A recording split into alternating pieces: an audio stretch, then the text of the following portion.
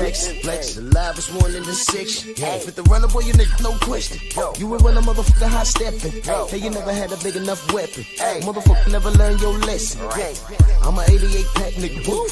I'm a 88 pack nigga, boo. I mean, day walker, drink blood, fangs out, full moon, motherfucker change like a hoe, nigga. I'm just a nigga from the hood trying to stack a little cheddar for the money.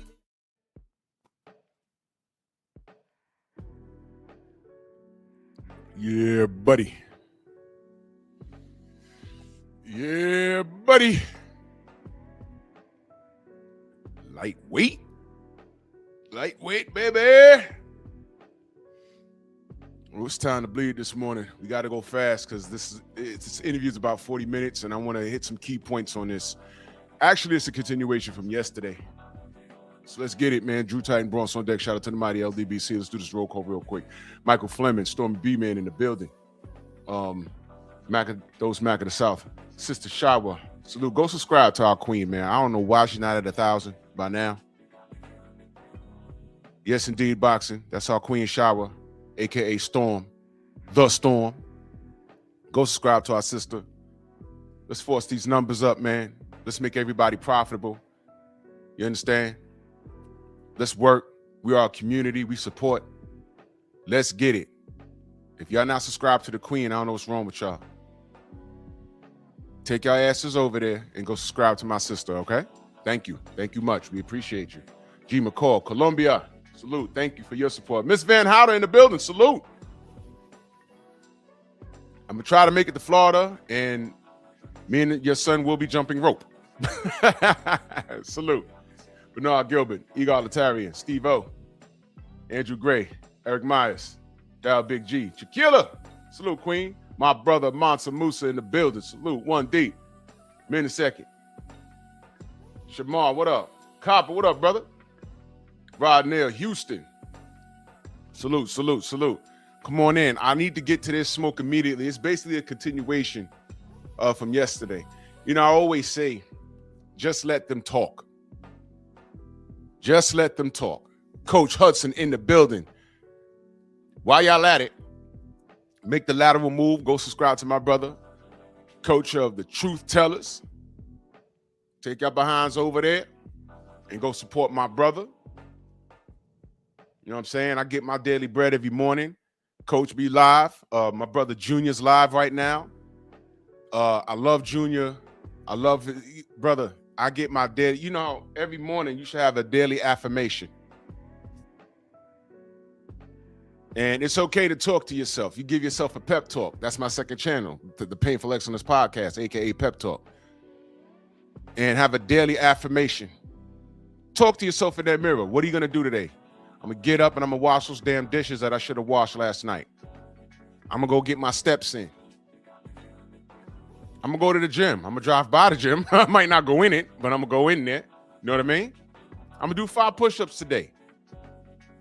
I'm going to take care of something that I didn't take care of. You know, love listening to my brother Junior in the morning. He always says something of value. Go subscribe to my brother Junior The Truth. He's live right now. All right, when we had to meet up in Atlanta 2 years ago, we had a whole tour of Google. Junior made that happen for us. You understand? We working over here, brothers and sisters. So yeah, shout out to Coach Hudson. Y'all make sure y'all go over there, get your daily bread over there. Shamar, salute. Damn, look at this, man. He been in the strong house for as long as about Tank, for as long as Tank about to go to jail. That's the only joke I'm telling this morning. Salute, Shamar. I appreciate you, good brother. Thank you so much. Oh, boy. Ty Swindle, salute. HMC. Tim Harmon. Why is that dog barking this morning? Shut him up. Steve Elder, Mac, my brother. Nada 86, salute early in that super chat. He says, salute June, salute to the mighty LDBC. K-Rod, salute my brother. Cheeks, what up, bro? How are you? Yes, sir. Salute. Yes, sir. Snacks B, 88, what's good, my brother? Always supporting. 88 been down from the beginning. Salute. So let's get to this smoke. Basically, it's a continuation from yesterday. Now, don't take my word for it, because you know when we talk about these people in the industry, it's sour grapes. Oh, it's you LDBCers, as that raging racist calls us, the LDBCers. Rick Glasser. Okay, but the LDBCers wasn't down in Dubai with a cartel leader by the name of Daniel Kinahan. So with all the shenanigans, you see, Mauricio SILLYMAN is used to the shenanigans because the shenanigans was in his favor. Now, I want you to think about something. All right, well, you know what? I'll bring it up as I go along. This is Chris Mannix interviewing Mauricio SILLYMAN. And again, I said yesterday, Chris Mannix did a good thing, but these journalists, they're paid smuts. Mook, what up, Mook? They're paid smuts. Oh, really? Wait a minute. Something going on with Bear Cave? Hold on. It's live? What's going on here? Hold on. Stream settings. That's crazy.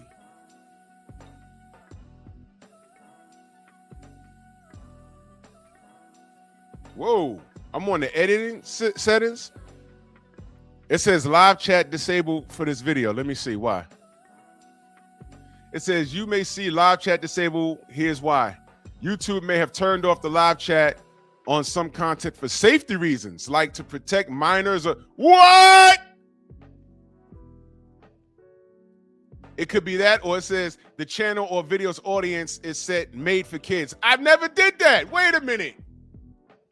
I promise you, I did not do that. Hold on.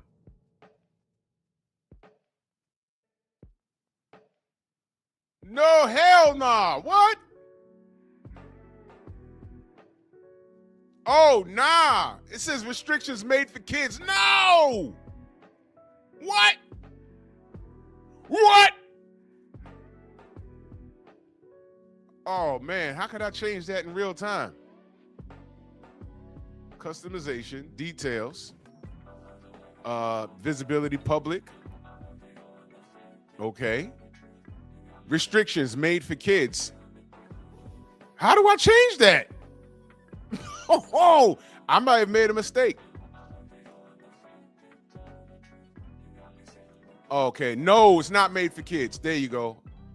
I just switched it, y'all. Whoa. Customization, live chat, anyone. Okay. All right. Okay. So refresh the page and maybe it should be, thank you. Wow. That was my bad. Okay. All right. Testing.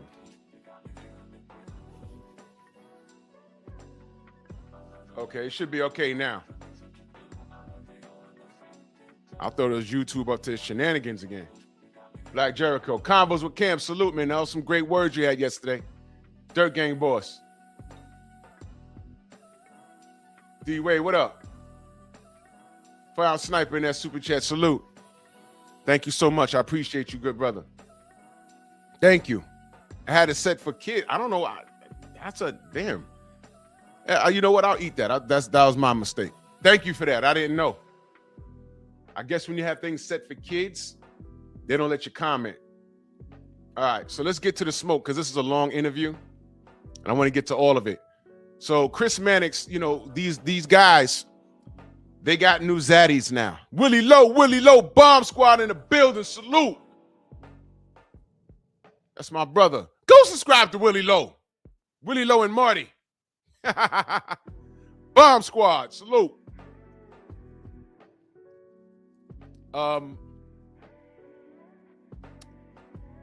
The journalist goes where the money is. And Chris Mannix works for DAZN. DAZN is in partnership with Riyadh Season. and Turkey is throwing the money around. So Chris Mannix did his job. And the old way of doing things no longer exists. Mark Hairston, salute. They no longer exist. Gone are the days where you pay to play.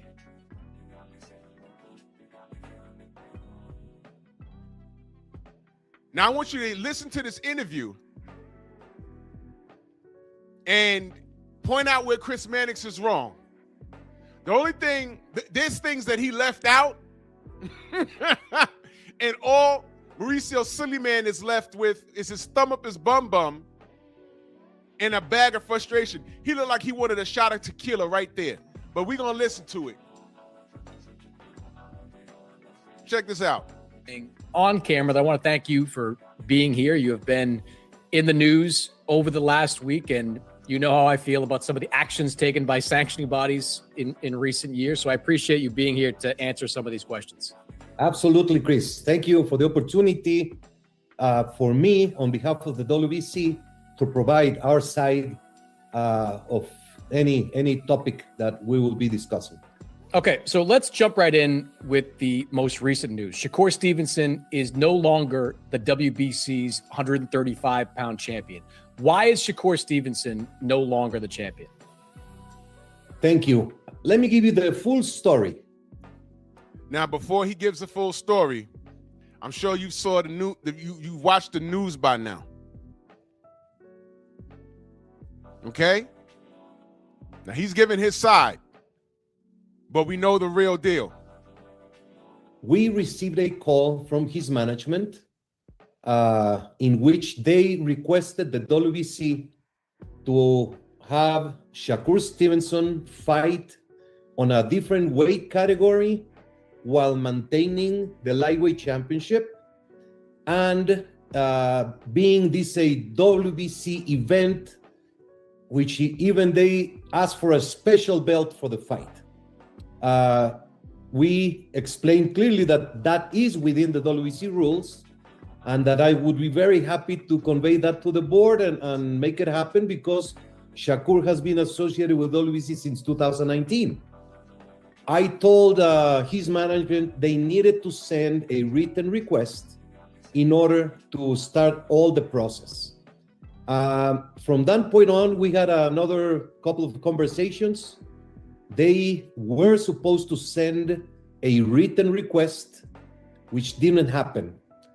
However, I went to the convention early December. I expressed the position, the petition, the verbal petition, and it was voted in favor. However, we needed to have everything in writing, as every promoter does, and every situation has to be taken care of. Then came December, stopped absolute communications. On January, I started again the communication requesting the petition, the sanctioning petition. And then I even involved the promoter, Matchroom. And I copied also Sela, who is closely associated with the promotions. And no response whatsoever. There were some emails that they responded. Our legal team continued the communications, and they never responded whatsoever to any petition of putting it in writing and receiving the final authorization. Let me interrupt quickly. Why does Shakur Stevenson need the WBC's permission to fight in a different weight class for a different sanctioning body's title? That's a great question. Now, let me stop right there. Kid Kudo, salute. Cortez, what up? Mr. Big Play. Now, listen. Chaz Bleak, salute. If I miss you in the chat, know that I love you. This is a long interview. I want to get through as much of it as I can. Now, look.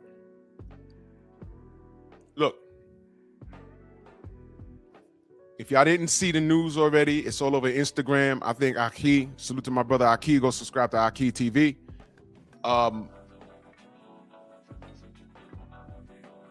If you listen to Shakur's team, what's the brother's name? Forget the brother's name, the Latin brother. He said that they were damn near calling up Shakur. You know, pretty much it sounded like harassment. What are you gonna do? What are you gonna do? What are you gonna do? And Shakur was very clear. I didn't plan on vacating my title at 135 pounds. There's been a ton of fighters throughout the years who have gone up in weight, okay, got a belt, and didn't stay at the weight and went back down and still maintained their title. Shakur never said I was going to vacate my 135-pound title. You want an example of that? Okay. When Tank Davis went up and fought Mario Barrios, was he stripped? No. These sanctioning bodies do what they want to do. They do what they want to do. DEW, DEW. When Guillermo Rigondeaux went up to fight Vasily Lomachenko and lost, what did the WBA do? They stripped him, and he didn't even lose that belt at his division. He just went up to test the waters. It didn't work out, and they stripped him. Yeah, Canelo, when he has that green belt, he does whatever the fuck he wants. As a matter of fact, they create statuses for him. Franchise? Franchise, anyone? Franchise? That you pay fees on. Because it has nothing to do with the greater good of boxing. When we say the greater good of boxing, we're talking dollars and cents. It makes great business for him. Canelo's great for business for that green belt. They kept him away from Jamal Charlo, which is going to come up in this. Not exactly what I just said, but Jamal's going to come up in this. And I'm going to address the fuck out of that. This guy is he's so full of crap, his eyes are brown. Yeah. But let's continue. So Chris asked him, why does he have to pay the WBC a fee when he's going up to fight for something totally unrelated? His response. Because he requested that permission. He requested that permission. That sounds like a franchise situation. Question, y'all. Where's the franchise belt? I mean, I don't know why it was a belt anyway. Remember I said it should have been a trophy, a sports jacket like they do in golf, the PGA. It could have been anything, but they made it in the form of a belt. It should have been a trophy, a plaque, or something. They made it in the form of a belt. Why? So they can charge you for it. Okay? And I really wish Mannix asked that. Where is it? Where did it go? Because the last franchise champion, I think it was Devin Haney. Because the last person to have it prior to Devin was who? Kambosos. Kambosos took it from Teofimo. Teofimo took it from Lomachenko. But let's pause there for a minute, because according to the original rules, it wasn't transferable. It's a special privilege. Remember that? That's what this guy said, not us. We was reading it and we was confused. Again, go to Barbershop Conversations when Mauricio SILLYMAN was on there. Not the second time, the first time. No, wait a minute. I think it was the first time. When he was asked and he tried to explain it, and people in the chat and even Fred was like, wait a minute, that still doesn't make any sense. But whatever. His rules. And then all of a sudden it was transferable. As soon as Teofimo beat Loma, it became transferable. Why? Because they were working with the Latino. We like Loma. We like Teofimo better. Lopez. We like him better. Keep him away from Devin. All he had to do was beat George, and he couldn't do that. That's God talking. But let me go ahead. Dubside, just hang out, brother. Just hang out. If you want to keep your title, there are specific rules, and these rules have been in place for decades. When you are a champion in the WBC or any other organization, you have benefits from being a champion. When Fuck out of here. you are to engage in a non-title bout or in a title bout on another weight category, up or down, you need to receive the permission from the organization to do so. Where does that make sense? Okay, now if it's a rule, fine. But even if you're going up to fight for another sanctioning body, you still got to pay them? That means, okay, you're the WBC champion at 35. You have an opportunity to fight for the WBO or the WBA at a higher weight division or a lower weight division. Every move after that has nothing to do with the WBC, you still got to pay them? If that's in the rules and you sign for that, all right, fine, but that's dumb. And that's what we have been consistent. It has happened so many times with many fighters. There's precedent. In fact, Benavidez is fighting in May as WBC light heavyweight champion, and he's fighting in cruiserweight for another organization. He made the petition in written, and it's the exact same case that is the way it's done by the WBC rules.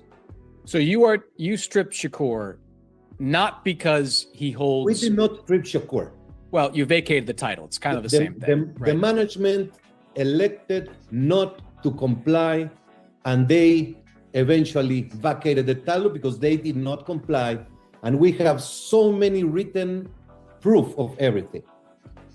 So they wanted the fee. They said, fine, you're going up there and you're getting work, but it has nothing to do with our title, but because you're getting work somewhere. All right, listen, let me make it very simple for y'all. Freedom's March, salute. St. Louis Mix, salute. Let me make it simple for y'all. You work a job. Now, after your job, you go work somewhere else for another 3 to 4 hours. You have your part-time job at the end to make the ends meet. Imagine your basic 9 to 5 gig that pays you the majority of the money, that have your health benefits. They say, all right, you working out of the job. We need 3% of that money for you to work. You could work there, but you got to give us 3% of that money. If not, we're going to demote you. We're going to remove you from the tour, that comfortable tour. Let's say you picked a nice tour, like 7 to 3, 9 to 5, 8 to 4. If you don't give us 3% from that other job, your side gig, we're going to put you on a 12 to 8.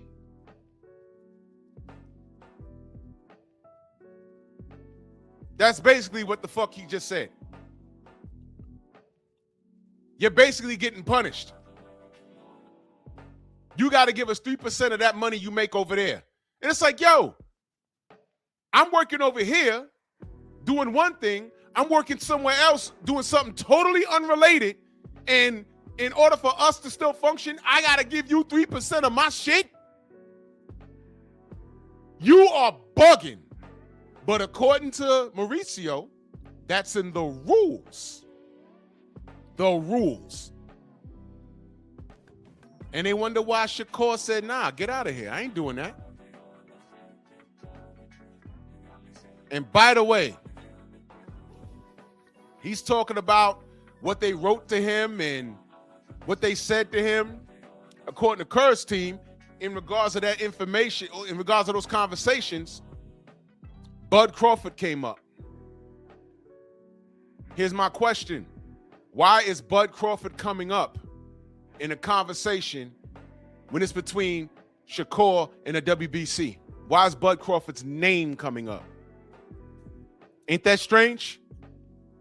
Sounds like they're punishing Shakur for who's he associated with, but let's go ahead. We published after the convention on December the 3rd, the status of each weight category.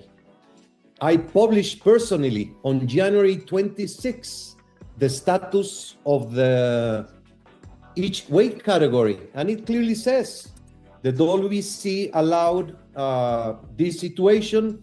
However, we have not received any response from Shakur Stevenson, and the board is going to address this matter. And all this is published publicly, Chris. And I'll be very happy. I don't know if you received the WBC notifications. I'll be happy to add your email so you can receive it directly. But all this is public. We have never said no to an interview. We have never said no to any question. Everything is public.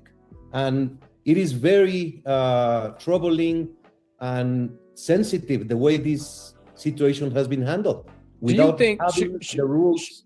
Shakur Stevenson told me that you asked for $120,000 in order for you to sanction that fight. Is that accurate?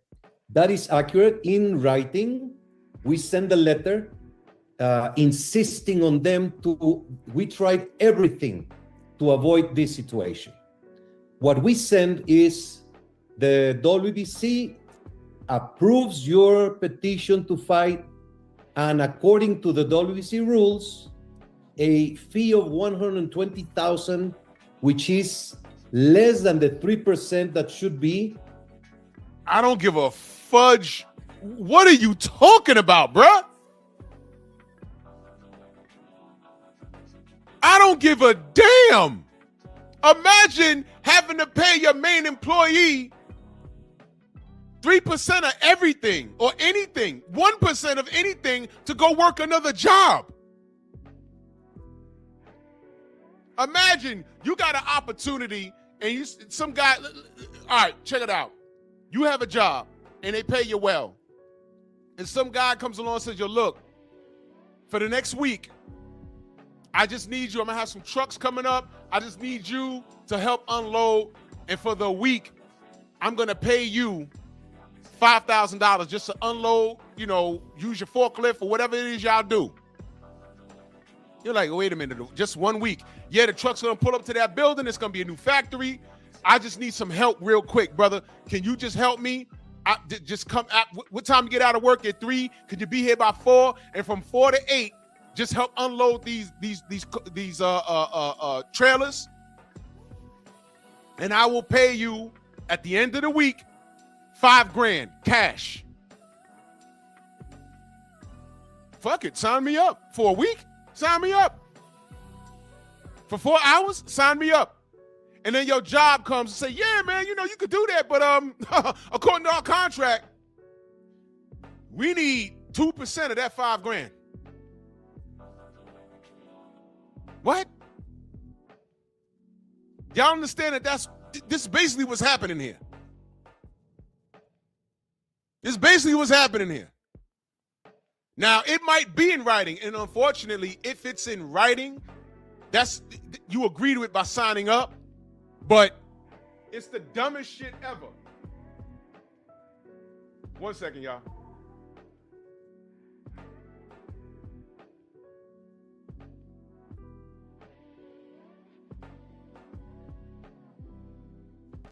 My bad, y'all. 88 Sports talking that super chat salute. He says, I watched Blue Blood video the other day, and it looks like he about to do it to David Benavidez, versus Zurdo Ramirez, since he couldn't scam Shakur and Bud. Listen, man, they're going to talk about David later in this. All right? David has done a great disservice. Yeah, Willie Lowe, yeah, yes. David Benavidez, it was done a great disservice by the WBC. And all that man did was say, you know what, F it, I'm not going to get what I want because they don't want to see that redhead get his ass beat.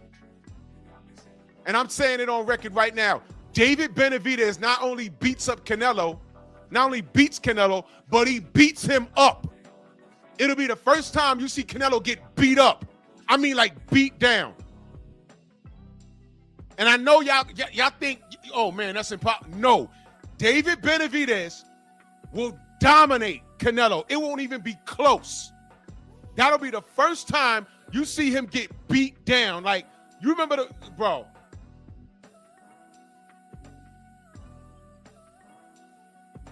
Go watch Hector Camacho versus Sugar Ray Leonard. You watch that like, man, okay, you know Sugar Ray at that point shouldn't have been in the ring. But god damn, all you could say was, man, that wasn't Sugar Ray from 79. But then you realize that was 20 years ago. So it actually makes sense. In this aspect, David is in his prime. And I don't want to hear it. Canelo's in his prime. David, a big boy. And Canelo openly ducked that guy. David will beat Canelo down. It'll be punishment. And before it gets bad, they will throw that towel in between rounds 5 and 6. Listen, when Anthony Yard tied up Benavidez's arms, you know the ref says, fight to get out. You ain't got to tell David that. What did he start doing? He started throwing those uppercuts with the free arms. You saw that shit? Boom, boom, boom, boom. I was like, oh my God. And I know Anthony Yard was prepared for certain things, but then when you get in there, it's different. As soon as he mixed it up with him, he was like, holy crap, this ain't it. And I honestly believe Anthony Yard did all he could. I honestly believe that. And salute to him. I like Anthony Yard.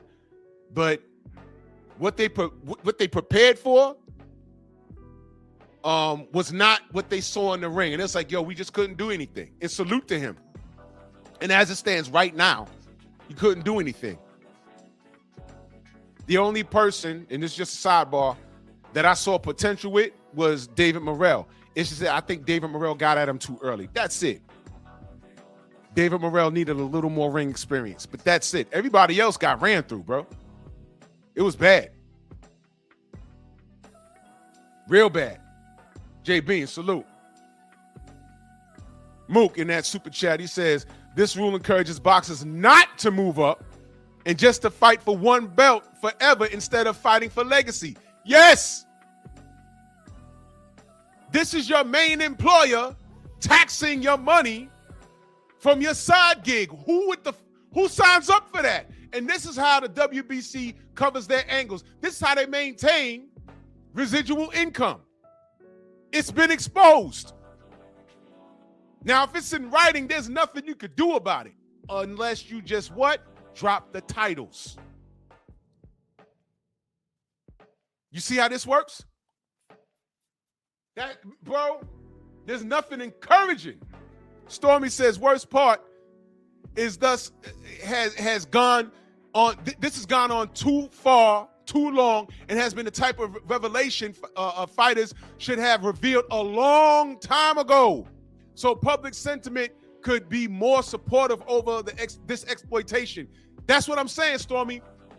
How Mauricio's moving has become normalized. And that's why we're looking at it like, wait a minute. What the fuck? This don't make sense. But what y'all don't know is this has always been going on. It's normal.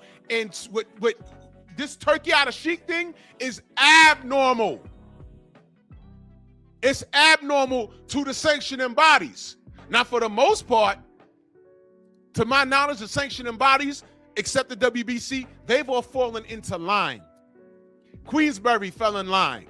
Matchroom fell in line. The PBC is drowning. They're done. Golden Boy, he's talking, but he's trying to, Oscar's going to fall in line. There's nothing he can do. Trying to form an alliance with Al Heyman. The ship is the Titanic. It has a hole in it. It's sinking. You're just not going to see it till it's too late. We seen it. Y'all hit the iceberg. I saw it. I'm out. Yo, that fucker gonna sink. No, it's not. All right, get me on the boat. Why are you leaving for? It's a big ass boat. This is gonna sink. There's people screaming downstairs. It's flooding. You stay here. I'm out. And when I'm 20 miles away, I see it endoing going down. I'm like, yo, see, told you. What's that boat over there? What does it say on the side? Riyadh. Okay, get me on that. I'm good. I'm alive. Y'all dead. Y'all in the water freezing. Y'all dead. I'm good. This is normalized. Exploitation. That's exactly what's been happening. But fighters been doing it for so long, they're like, yo, I don't know any other way. That's what I'm saying. Turkey Al-Sheikh is a cheat code. We needed this. Don't talk to me about no Muhammad Ali act. Y'all didn't care in the first damn place. Y'all didn't care. So this is the result. This is the result. Now, am I saying Turkey's perfect? No. But I'm going to say this. This is the change we needed. This is the change we needed. We're going to get the best fighting the best. Now, what do you want to do? Work for Turkey and fight for your position? As a fighter, you should look at those rankings and say, I beat everybody that's in front of me. I'm ranked number 8, but I beat him, I beat him, I beat him, I beat him several times in the amateurs. He ain't changed. He's just celebrated. Over there on Riyadh season, you're going to get a fair shot. If you're winning, you just move up in the rankings. That's just it. If you have a fan base, if your fan base is bigger than the person ahead of you, fine. All you got to do is win, so it's not going to matter. The person that has a fan base, he got to perform. You fuck around and be ranked number 1 with all his fans, and then by the time you go from 8 to mandatory, he got to win. The pressure's on him, not you. Let the fans love on you. But if he gets his ass whooped, then what? Nothing. Move back in that super chat. He says, and the promoter encourages fighters to get a belt, forcing them into more slavery to the system. 100%. 100%. That's why in this interview, you're going to hear Mauricio say, I'm for the promoters. You see how that works? Bob Arum, promoter, right? Top rank. WBO, hand in hand. WBC, pro promoter. Oscar, right? Mauricio SILLYMAN. You see that? They tried to sue Al Heyman for breaking the Muhammad Ali Act. You know where that fell short? You can't sue them. You know who has to sue them? The people that are getting screwed by them that works for him. And you can't sue Al because Al's an advisor. Man, Al was ahead of the game, man. It all came crashing down, but, you know, whatever. Fighters got to be smarter. Waffle, salute. He says, we should put together a doc exposing the sanctions. Man, it's all right in front of you, brother. We've been talking about this, brother. Oh, absolutely. The documentary is our live streams. We appreciated Al for what he did. He changed the game. He put all these sanctioning bodies on notice. The WBO,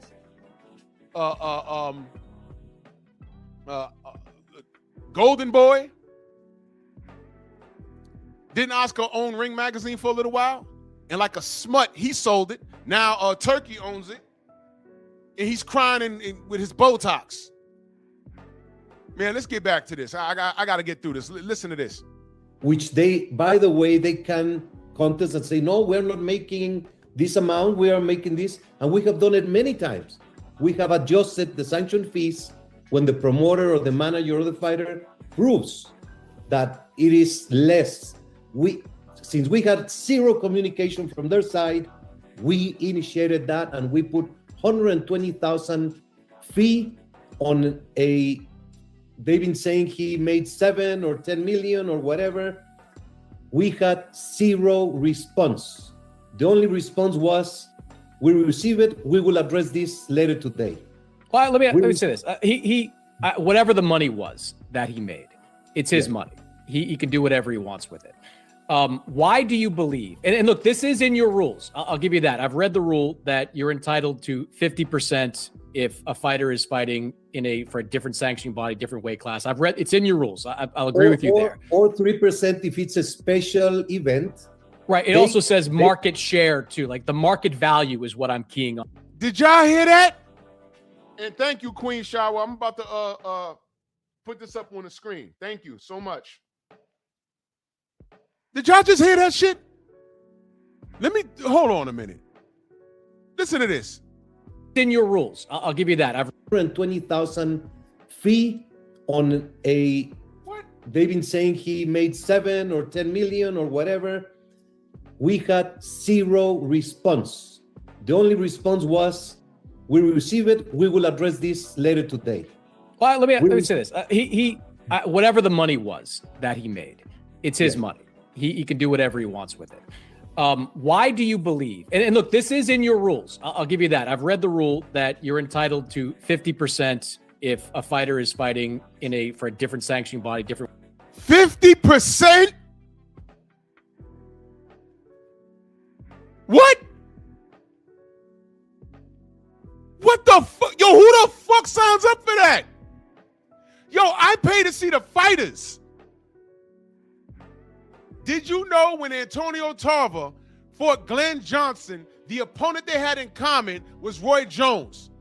Business was preventing them from fighting. You know what they did? I'll tell you. They dumped their belts so they could fight on HBO. Who remembers that? They put business aside. They said, man, we're not going to let y'all fight. We're not letting y'all fight.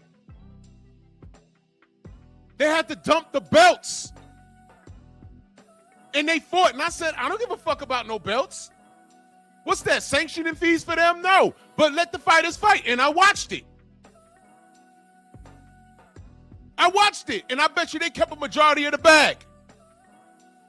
You know what? Next time I see Antonio Tarver, I'm gonna ask him about that. Did y'all know that? He had to, they dumped their, I forgot exactly how it went, forgive me.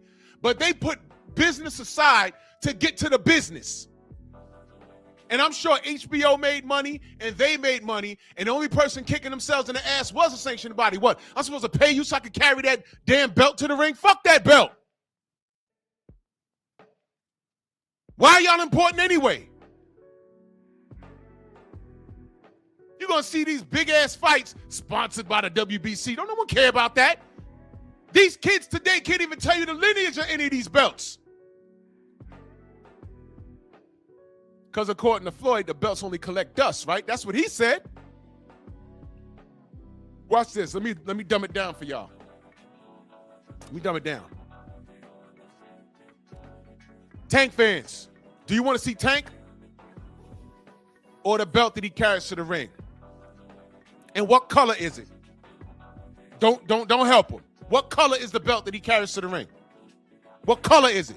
Is it green? Is it black? Is it red? Is it hot pink? Like y'all want it to be.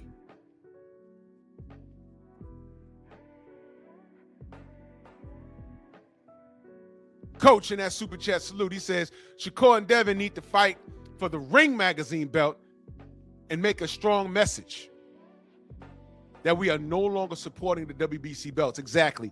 Everybody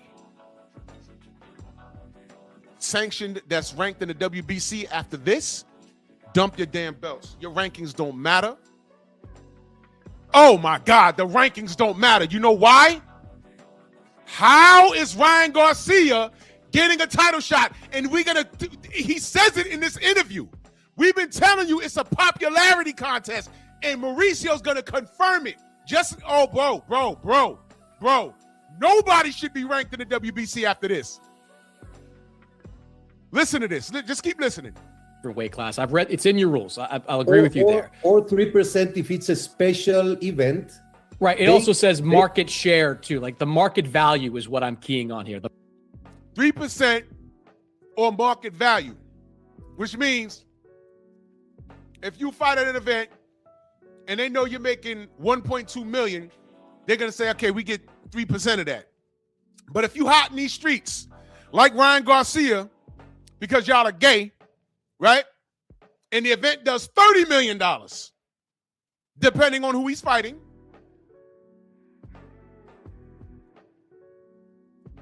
They're not going to take a flat fee. They're going to get whatever, I believe, 3% of the market value.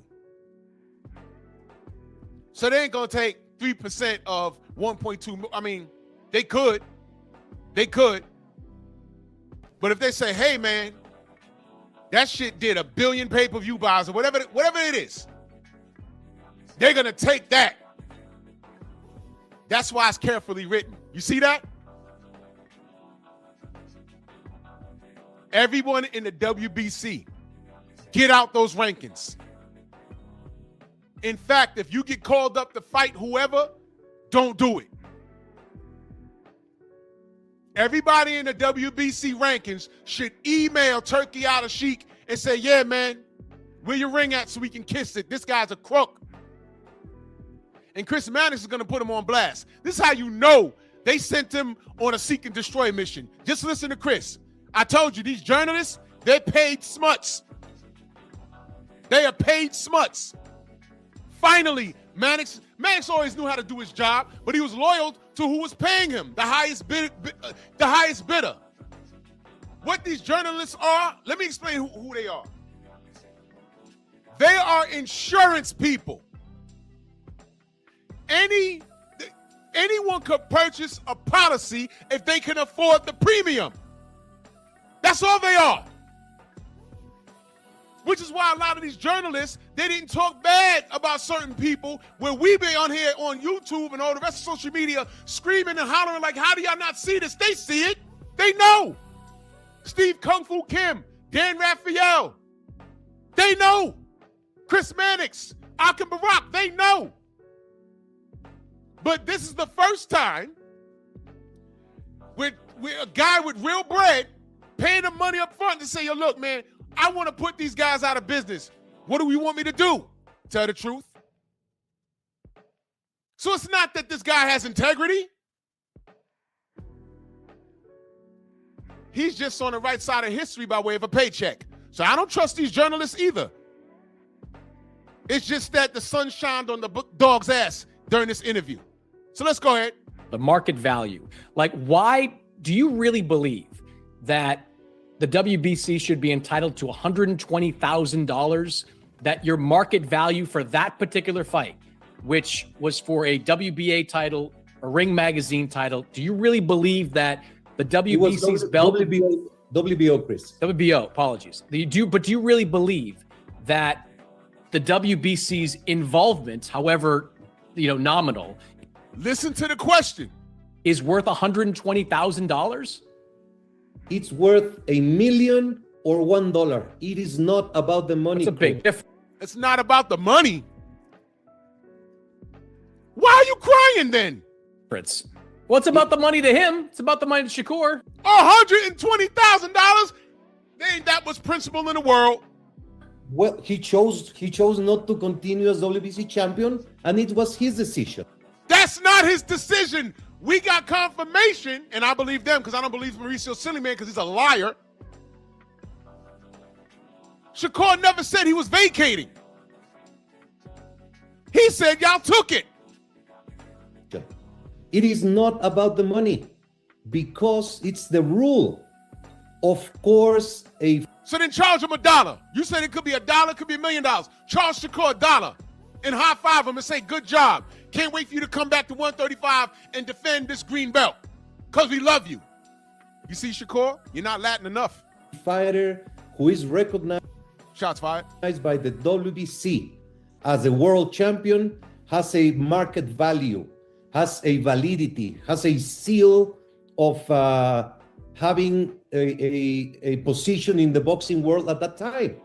But you put a dollar figure on it. You said $120,000. You put an actual dollar figure on it. And so someone that watched that fight and fans of that fight, it's hard for me to wrap my head around $120,000 worth of value. Maybe there's some value, but $120,000 is a massive amount of money. That is not a market value. That is a percentage based on a speculation of what he was making on the... A percentage based on a speculation. Do you hear that? Do y'all know what speculation is? You gotta listen to these dudes, man.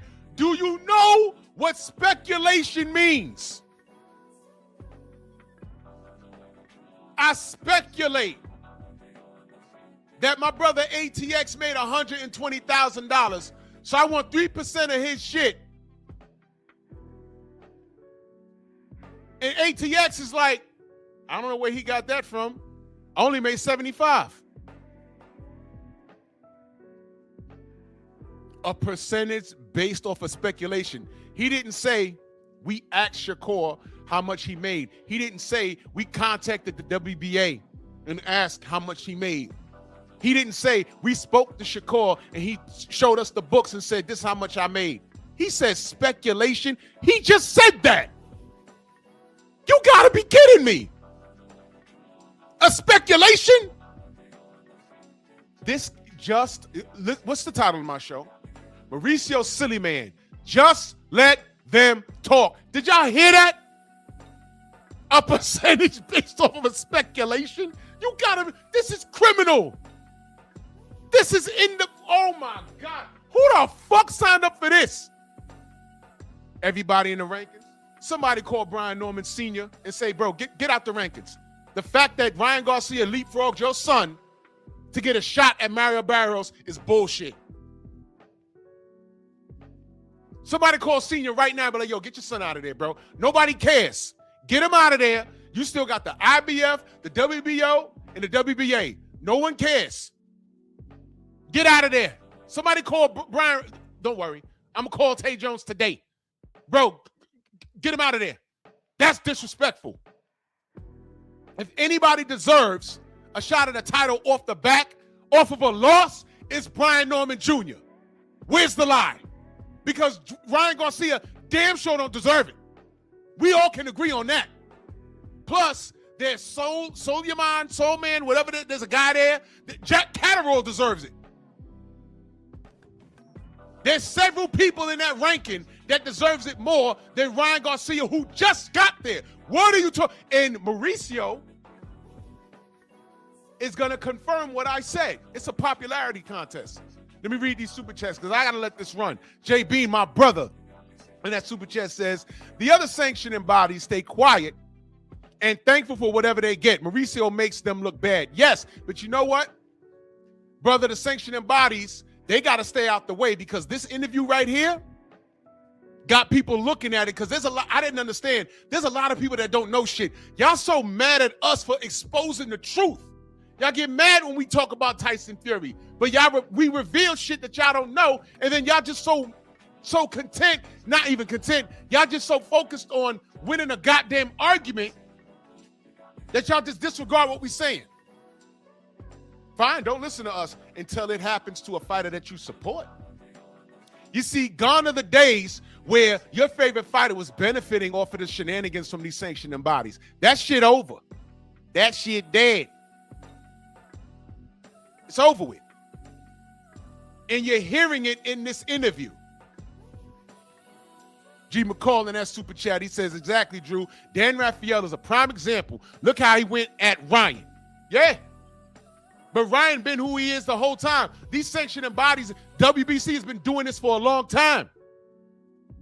But we don't listen to the fighters because they punch drunk or they mad because they lost and, oh, I love this guy and I don't care. And all right, cool. Turkey Al-Sheikh is the cheat code. He came in with real money and he said, you know what? All these fighters, they're prize fighters. They want money. I got it. They want money. I'm trying to restructure sports in my country. I'm letting up on some rules and stuff. You know, chicks ain't got to walk around with their heads wrapped up.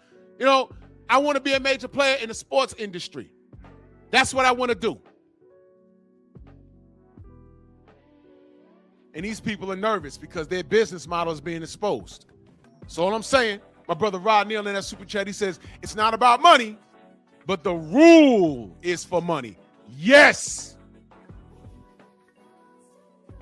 This dude put a dollar amount on it. It could be $1 million to $1. You don't see value in Shakur carrying your belt? By the way, his team said Shakur never said he was gonna vacate the 135 title. Why don't you just let him do that?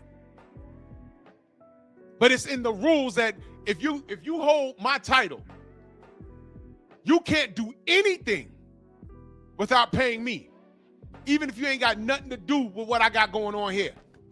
That's crazy, bro. That's crazy. But let's proceed. The money.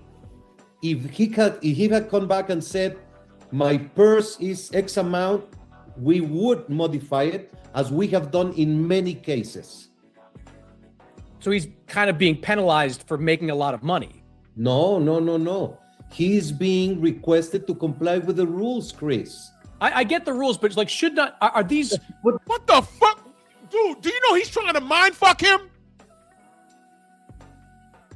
Hey, bro, dude, listen, guys. I use the term word salad a lot.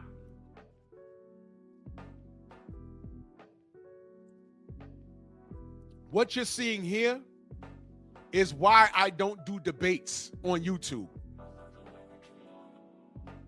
You cannot, under any circumstances, BS me at all. It won't work.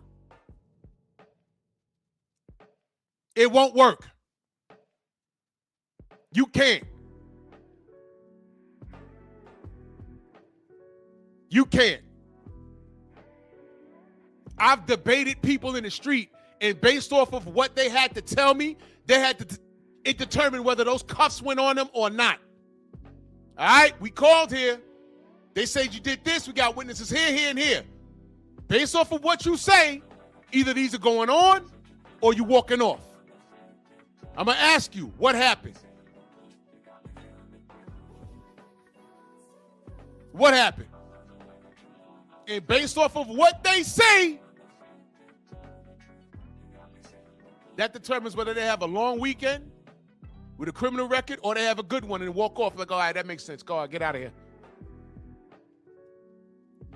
What makes you think some locker room lawyers, what we used to call them, locker room lawyers and pro debaters on YouTube, they got nothing for me? What you're listening to here, you're listening to listen to what he's saying. Listen to it. This is his truth. All you got to do is what? Let them talk. I'm not altering his words. He's telling you what it is. I'm just translating. There shouldn't be a boxing channel on planet Earth.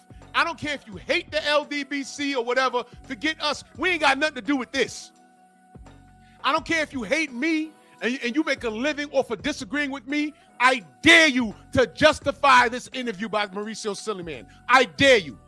Justify it, please. The only thing I can say is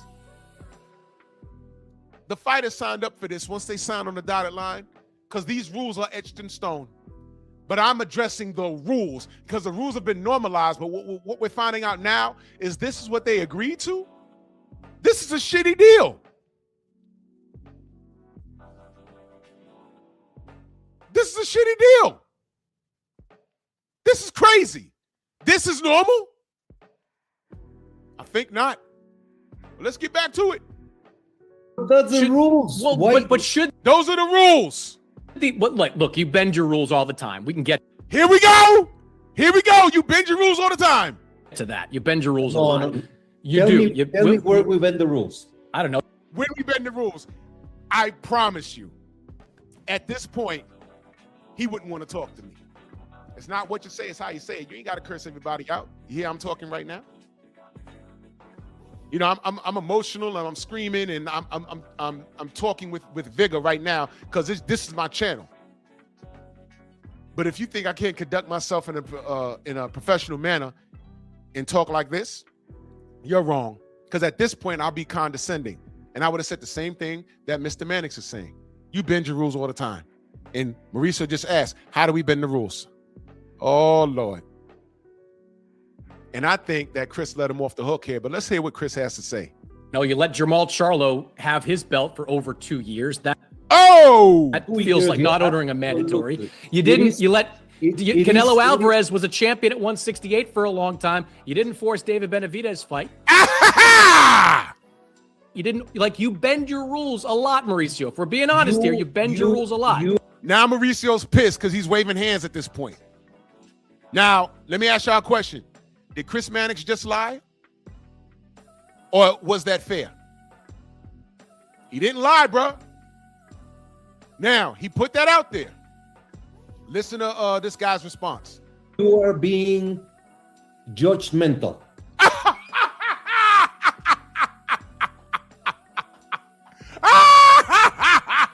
Judgmental? No, dude, you did that. You did that. Y'all didn't see this? I'm glad I'm doing this. I'm glad I'm doing this. Stormy sent this to me. He said, brother, you gotta see this. I said, all right. You know, I was doing some shit around the house. Then I eventually put it on, and I'm like, oh my God. We're 10 minutes in, and Mannix is asking what we've been asking for the last how many years?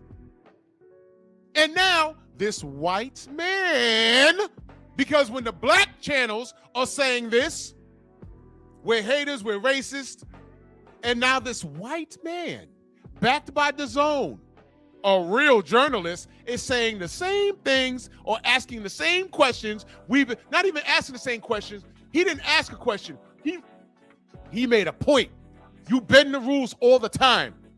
And he brought up two names. He didn't even. I'm ruining it right now, but he didn't even bring up the franchise status. He didn't even bring that up. But at this point, I'd have said that and asked him, hey, you know, Mauricio, what happened to the franchise status? Because if you look at my channel, I asked Steve Espinoza, hey, man, what happened to the franchise status? And he said, you know, look, I heard that Mauricio's getting rid of it. And I said, get it. And this is leading up to the Jamel Canelo fight. I was at the presser, and I asked Steve Espinoza, where's the franchise status? He says, look, I heard Mauricio's getting rid of it. I said, getting rid of it? I said, the franchise status is why we didn't get Jamal Charlo and Canelo in the first place. He said, yeah, I know. And he gave me some, you know, BS answer. But it's on my channel. Y'all forgot? Y'all Johnny-come-latelys. Y'all didn't know? The first franchise champion was Canelo Alvarez, and that was invented so he didn't get Jamal Charlo before all the brain issues. Y'all know that?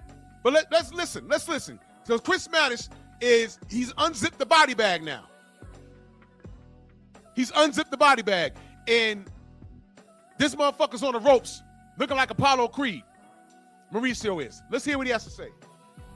Why don't you open and listen to the rules and listen to my explanation? We heard the rules. We heard the explanation. We just saying the rules are bullshit. Okay. Why do you go and accuse and just get to a conclusion? That is not correct. We can go case by case, but the Okay, fact that let's go you never enforced the mandatory on Jamal Charlo for years. Please. That's a fact. Fact. Please let me talk. Now he's saying, let me talk. Chris Mannix hasn't been rude to him. He let him interject. Now he's saying, let me talk. I think I deserve the courtesy, if I'm in your program, to be able to talk. Now he's discussing, man, now he wants to discuss demeanor. This is what people do when they're losing an argument or a debate. You see it on my brother BFTB's panels all the time. Why you put me backstage? Why you put me backstage? Why don't you let me talk? How many times you saw the brother BF have to ask a question multiple times and these motherfuckers try and walk him around the block? Just answer the damn question. BF will say, hey man, you know, look, why didn't Bud go the WBC route? Was it WBC or the WBO? I think it was the WBO route. Y'all can correct me if I'm wrong. When Bud first went to 147, he could have fought Errol immediately. And when BF asked Bomac said, we went the other way because it was easier. I watched it. It was on someone else's platform. And I almost crashed my car. I said, oh shit. Bomac really said that out loud? Because the fact is, Bud, at his first stint at 147, he could have fought Errol immediately. That's just the fact. So when the question came up on his show, and he'll ask a random fan, why didn't Bud fight Errol when he first got to 147? Well, you know, BF, I think you a hater. Then he'll throw his ass backstage. He'll ask him the same question again.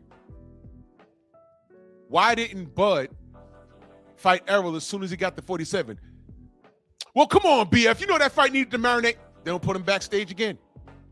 Why didn't Bud fight Errol when he first came to 147? Well, BF, you a bitch ass. See, and then we gotta deal with that. You see? That's what Mauricio's doing right now. He's the victim now.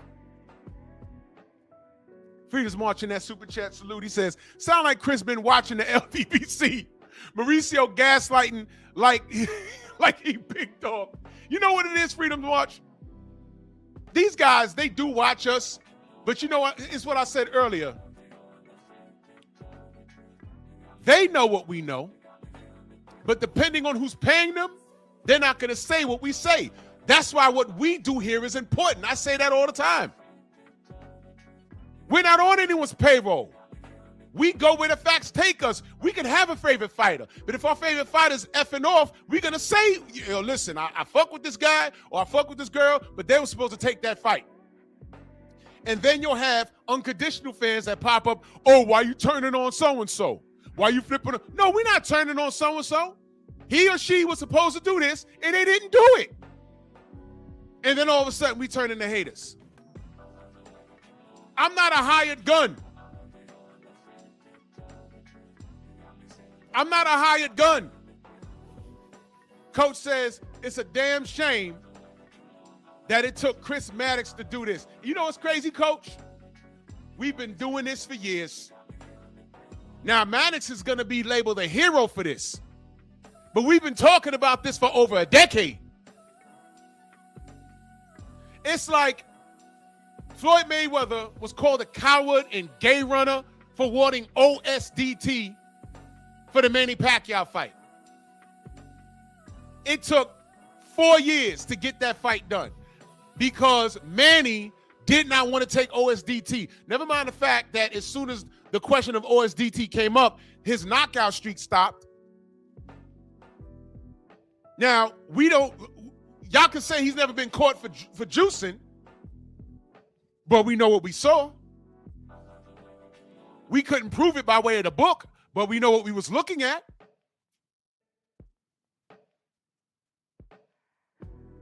Right?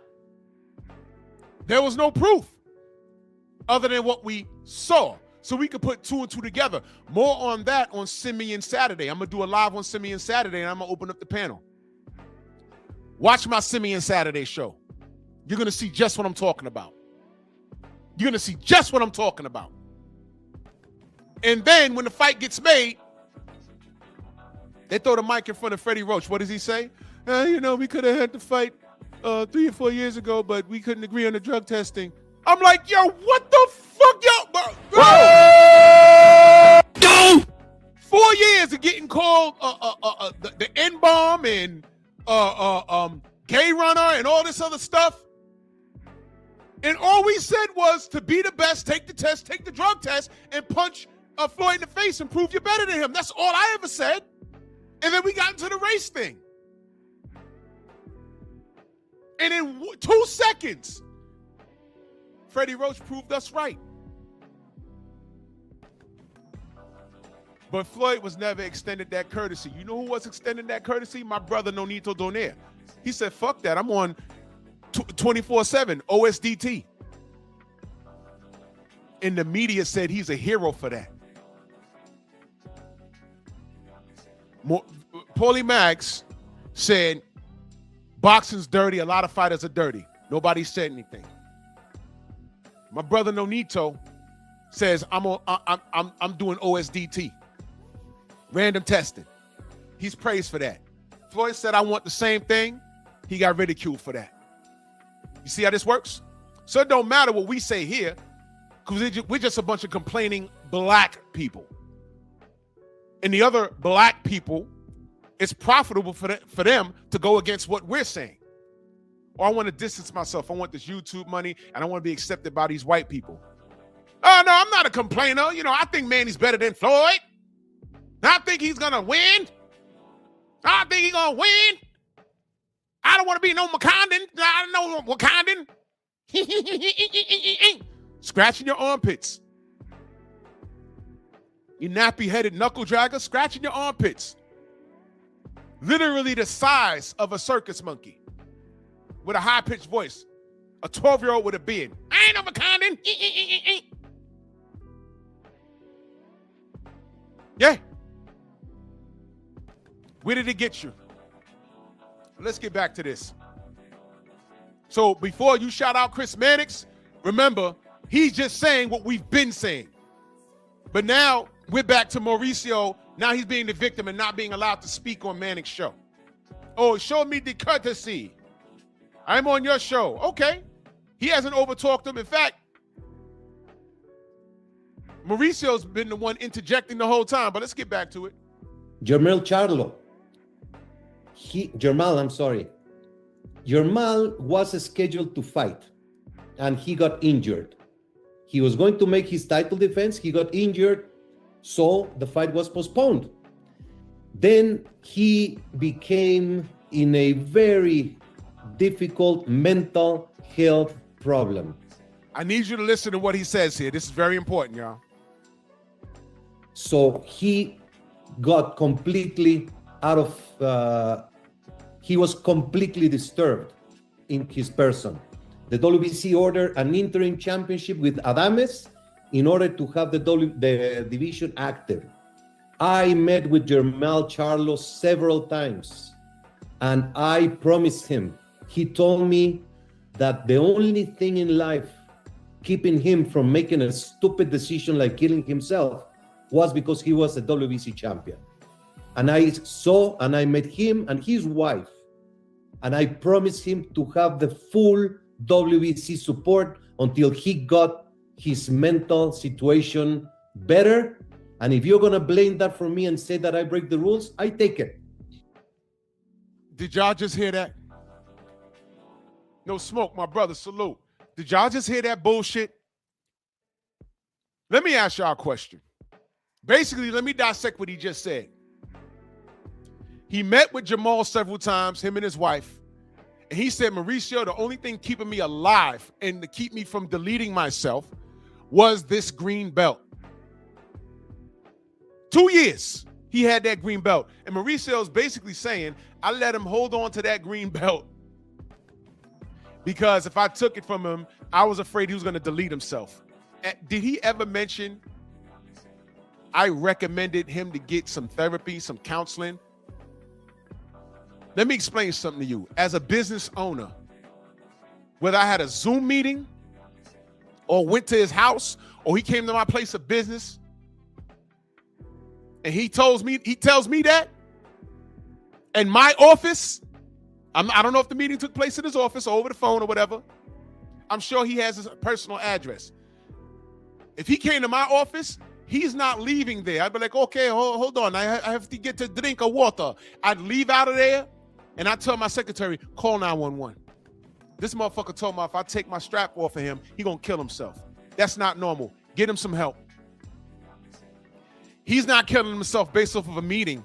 If he kills himself, and the last thing that when they ask what happened, and his wife says, oh, Mauricio said he's taking the belt, and he was sad, he killed himself. You ain't putting my name in no media like that. What they're gonna say is, he said that, and I called 911 to get him some psychological help, because that's not normal. I wouldn't have a problem if he had said that. If I went to his house to have a meeting, I would go in the bathroom. Yeah, I'm at 123 Mockingbird Lane. This man's talking about he's going to kill himself if I take back my property. Get an ambulance here immediately. He's not well. That's it.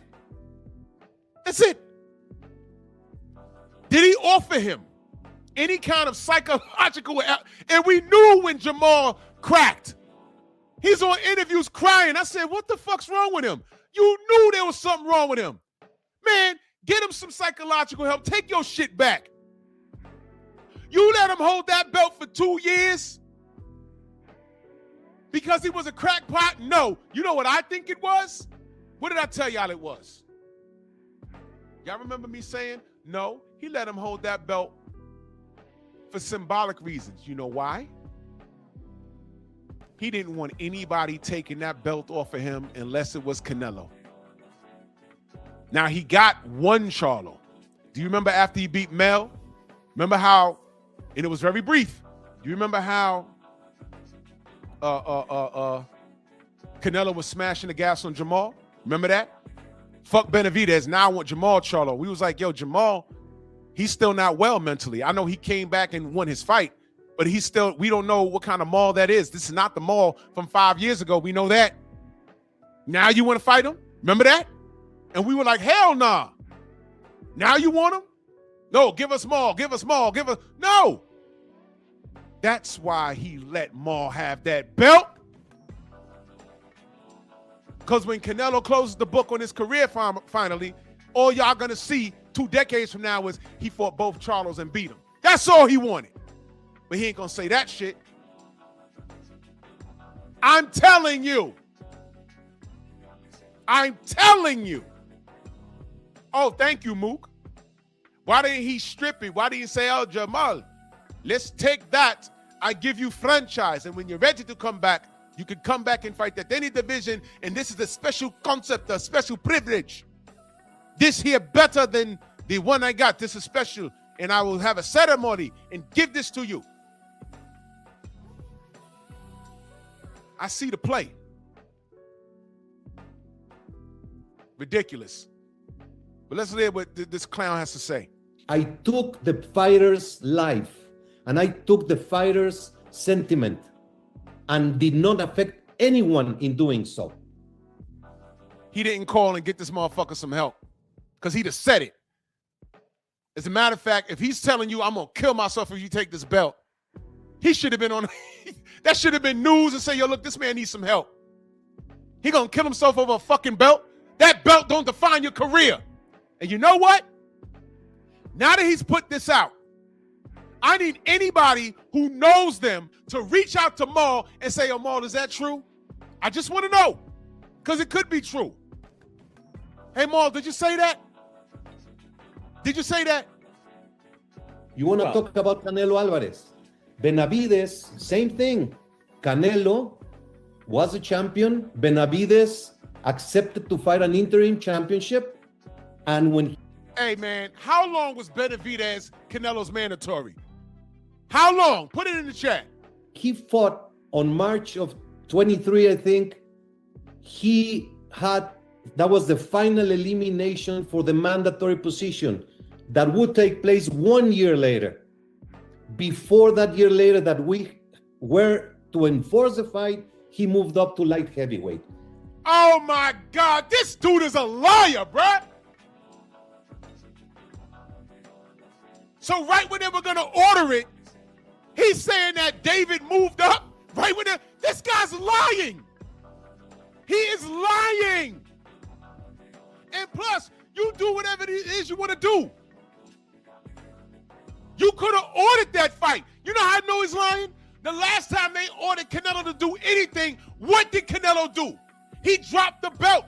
That was what made me, I had to stop being a Canelo supporter. Y'all remember the Gennady Golovkin shit? Y'all remember that? Dude, I was a Canelo guy. I told y'all. Thomas told y'all. When they first made the first Golovkin fight, it was at the theater. I'm at the theater with a bunch of Mexicans waving the Viva Mexico. I'm waving their flag. They're like, hey, hey. I said, Canelo got this. But prior to that, when Mauricio said, hey, Golovkin's up, you got to fight him, what did Canelo do? Fuck you, man. You don't tell me what to do. And he dropped that damn belt, didn't he? The belt didn't define Canelo. He's bigger than the belt. You remember Golovkin talking about, hey, no, guys, just give me my belt. He gave it to him. No one called Golovkin the email champion. Uh-oh. Uh-oh. No one called Golovkin the email champion. Just give me my belt. He said, take it. No one called Canelo a coward. No one called Golovkin the email champion. So the next time around,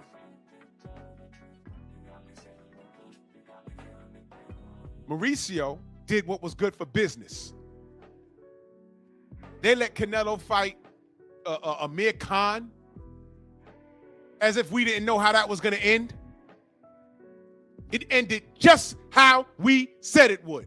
Like, yo, Canelo gonna knock this dude out. It's gonna be ugly. That's just how it happened. And then the next time the opportunity came around, he has to do what's good for business. You know what he did? Maul was the mandatory. That fight was next. Canelo didn't want the smoke. So how do we do what's best for business? I know. I invent a new concept. What was that concept? The franchise status. Stop me when I'm lying. And I'm like, okay, well, what is this? It's a new concept. You can move up in weight. You have to be voted on. You have to vote. Fighter has to do request. Wait a minute. It's a new concept. And a fighter has to request, and the WBC board has to vote on it.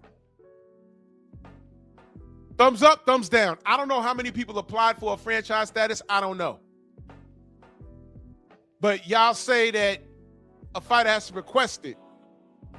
So you send out a letter or email to everybody in the WBC rankings of all weights, even that god-awful Bridger weight. Y'all remember Bridger weight? You know, the Bridger weight that they try and stick Deontay Wilder in? You remember that? But you know, that's gone, right? Okay, whatever. It's gone. Whatever. You see that shit? Bridger weight, white. So you get that, right? And magically, you have no mandatories.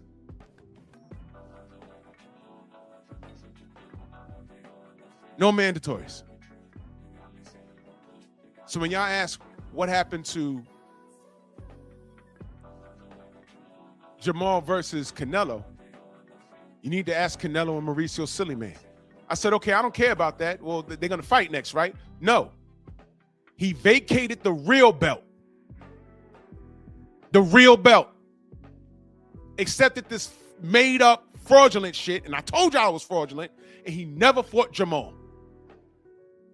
And only the WBC celebrated that, and Canelo's punk ass fans. Now, how the hell am I supposed to support that?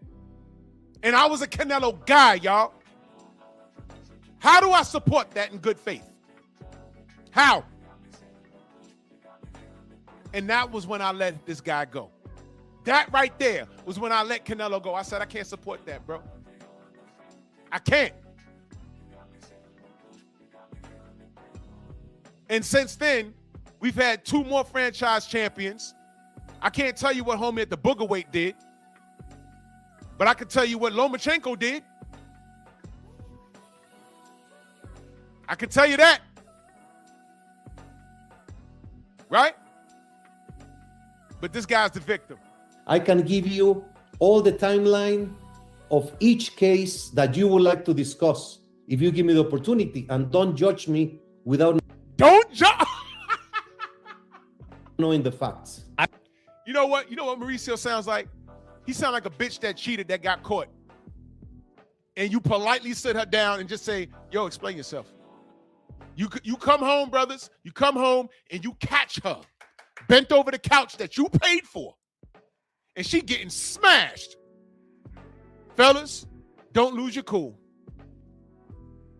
You don't know homie, but you know he ain't breaking the house. You was working a double and the boss canceled overtime and you just came home early and your girl is bent over that couch and he's going to town. He's long dicking her. You walk in, oops. Fellas, don't lose your cool.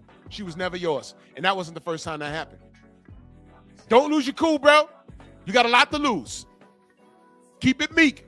Hey, bro, get dressed. Get out my house. That's it. That's your only conversation. If he wants to escalate and act super thug, then you handle it. But normally, get dressed, and he could talk shit on the way out. Make sure he's out your place, though. Keep it meek. Just ask her. What was that about? And now she's saying shit like, you work too much. Meanwhile, she don't work. You don't spend time with me because I'm paying for all of this shit in the house. You're not romantic anymore. Well, you just getting plowed on the house, plowed on my couch that I paid for. Where's the romance in that? And the whole time she's explaining herself what you need to be doing, packing her bags. Yeah, pack that. Yeah, okay, yeah. Pack your bags. Hey, Y'all remember Walking in the Rain, Orange Juice Jones? Once you get confirmation that she ain't shit, kick her out. You don't sacrifice your freedom. You don't sacrifice your life. Being physical or catching an STD that can kill you and ruin your life. Tell her to pack her shit and leave. That's it. On to the next. Mauricio sounds like a girl that got caught cheating, trying to gaslight you. It's your fault that I was getting bent over the couch, getting blazed. Get out of here. I'm not, well, you just said, and if I'm hearing you correctly, that you thought Jermall Charlo might commit suicide if he had his belt taken from him? I need confirmation, bro. Somebody right now needs to be contacting Jermall and asking him, is that true? And if he says it's not true, you still got to take that with a grain of salt because his ass crazy anyway. But I want to know more about this. Okay. And I want to know why he didn't call the psych ward to get him help. Why are we just now knowing about this? Because he could have still went home and said, hey, I don't believe it. He's going to strip me, and still offed himself. And the question would have been, Mauricio, why didn't you call 911? Why didn't you call the psych ward? So even if Mauricio's telling the truth, he didn't handle it correctly. But I digress. I mean, that's serious stuff. I know he was dealing with some stuff. That's certainly some serious stuff. So it's very clear. It was public. He had huge problems. I never heard it that he said he was going to kill himself. It wasn't public. I never heard that he was going to kill himself if the belt was taken from him. That's what Mauricio SILLYMAN is saying right now. In his personal life, yes, I covered it. Support him. We opted to support him. If you're going to crucify us for that, so be it. I'll take it. I'm crucifying that you didn't handle that correctly, dummy. Take it. Well, the Benavidez had an interim title for a while. There were opportunities for you to order. Paul Benavidez put him on the line. That they didn't get. You think he didn't want that shot? Do you hear this, dude? He moved up in weight before we ordered the fight. This guy is, oh my God. I'd have politely said, Mauricio, that's not true. He was his mandatory for like 2.5 years, man. And this is the WBC, and you always talk about doing what's best for business. There's no way in the world that you didn't order that. You know why, Mauricio? How I know you do what you want to do? When it was time for Jermall to fight Canelo, you invented the franchise status, and that fight never happened.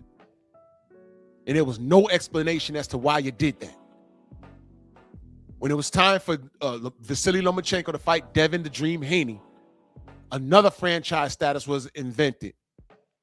And Loma went on to fight Tio to lose.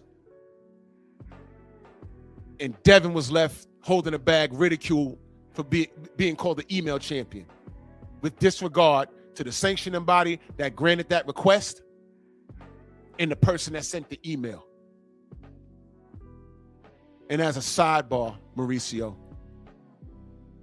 the original rules was that the original rules was that when you are a franchise status, you don't lose it. You can't lose it in the ring.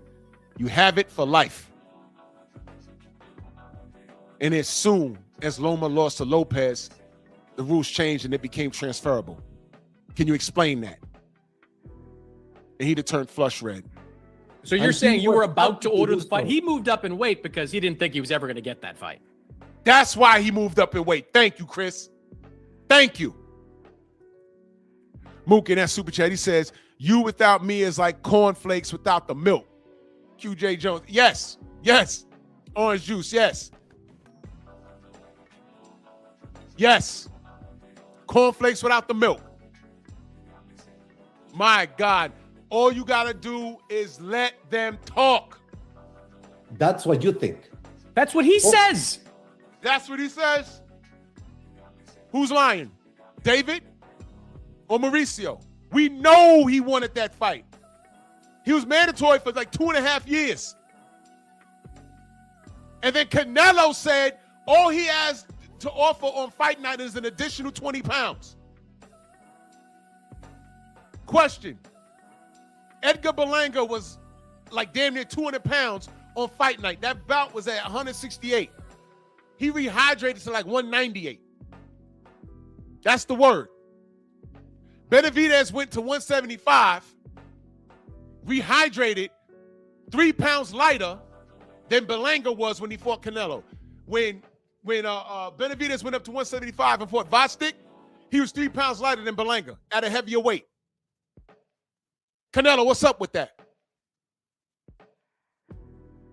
All right. He says it over and over again. He said it publicly. He never thought he'd get the Canelo fight. He never thought that Canelo would fight him, maybe. 503 salute. Yeah, but should you have not ordered that? That's the question. Should you have not ordered that? That's the question. Like said, do it. Because it was not time. What? Oh my God. Jesus Christ. Oh. This is the part where we say, Jesus, take the wheel. Now, this is my platform, so I'm getting all animated and screaming. But trust and believe, if I was sitting in front of this dude, I wouldn't be like that. I could be professional. 2.5 years?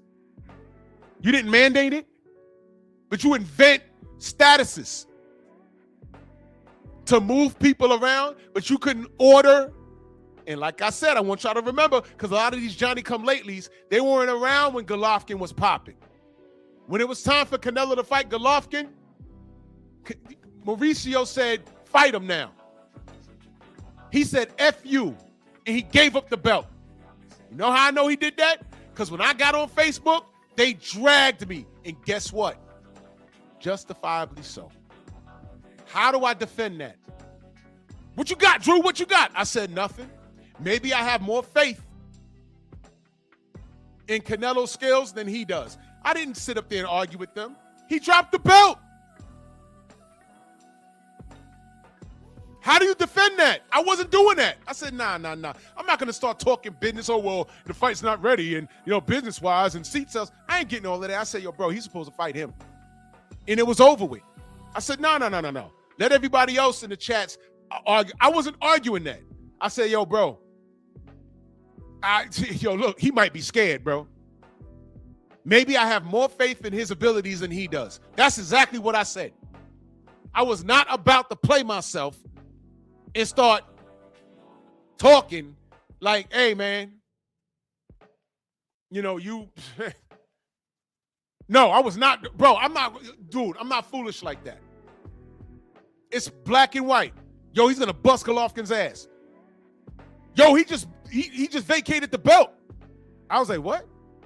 Where's my button? What? Your man vacated the belt. I did some research. I said, why the fuck he did that? You tell me. I said, bro, he might be scared. I said, I don't know why. I thought skill set wise, he's gonna smoke Gennady Golovkin. But that fight's supposed to be next. What is he doing? And I don't care if there's another money opportunity anywhere else. That was the fight, and he dumped the belt. There's no justifying that. And then it was time later on, when it was time for him to fight Jamal, and they invented a status. This time, he didn't want to fall out of grace with Canelo because Canelo's good for business. He invented a status so that he didn't have to fight him. And I said, what's this franchise shit? Wait a minute, he's not fucking Maul? I said, no, I'm fucking Maul. He's not going to fuck up Maul? I had Jamal winning that fight, by the way. I did. I had Jamal winning that fight. At that time, I had Jamal winning that fight. But I needed to see it. And I still was fucking with, after the Golovkin thing, they eventually fought or whatever, and it happened, but he did it. This was the second time, and they invented a status for him to move around. That's how I knew they do what's good for business. And I said, you know what, man? No Lara rematch. You duck Boo Boo Andrade. You duck Golovkin the first time, then you fight him, and then you spin the block with this Jamal shit, the franchise shit. I can't fuck with Canelo. And that's why I stopped fucking with Canelo. And insult to injury, this Benavidez shit. So when people say, why are you hating on Canelo? Because Canelo's not giving me what I want as a supporter of the sport. That's it. I keep it boxing. The WBC keeps it business. How many times did they financially penalize Canelo for doing some stupid shit? You couldn't force the Benavidez fight?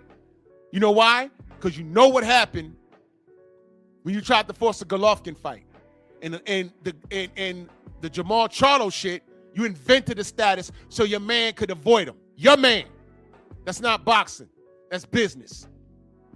I hate the business of boxing. I understand it, but I hate it. And I'll send you all the reports that I explained. When we were supposed to order in March 2024 or 2024, he moved up in weight, Chris. Well, this raises the subject, Mauricio, and I was going to get to this. This raised the subject of the interim championship. Now, interim, I'd like to know, what is your criteria for creating an interim championship? The original criteria is when a fighter is not available to defend his championship for medical, legal. He skipped the franchise shit, man. That was, oh my God, that was the pipe bomb right there. But I'll go ahead. Or other circumstances that are proven, you order an interim championship. Okay, well, let me just, I'll give you a second. I just wanted to follow up on that. Yeah. You currently, to my reading here, you currently have interim champions at heavyweight, junior middleweight, junior welterweight, and flyweight. These are all divisions with active champions that are out there fighting either in recent months or scheduled to fight in recent months. Why should this be described as anything as a way for the WBC to collect a fee for a fake title? Okay. You opt to say and to go through the money again. And you have a very big problem with money because it is not about money. The WBC has taken a stance to try the best for the industry, for the promoters, and for the fighters. You heard that? Best for the industry, for the promoters, and for the fighters. Listen to the order. The industry, the promoters, and the fighters. The fighters are last. You see that? Let them talk. That wasn't no mistake. He didn't say we got to do what's best for the fighters. He said the industry, then the promoters, then the fighters. You heard that? Pay attention to detail. I'm not going to talk about the heavyweight division. We took a stance in order to make our best possible effort to land at a undisputed heavyweight championship fight. You full of shit. That goes back to Wilder. Bro, he said that goes back. Yo, hold on. Wait a fucking, you gotta see this. I'm gonna let you see. Yo, God ain't fucking with y'all. You need to see this. When he says that goes back to Wilder, look what he does. Oh my God. Clip this. Watch this. At a undisputed heavyweight championship fight. That goes back to Wilder. Sorry. We had...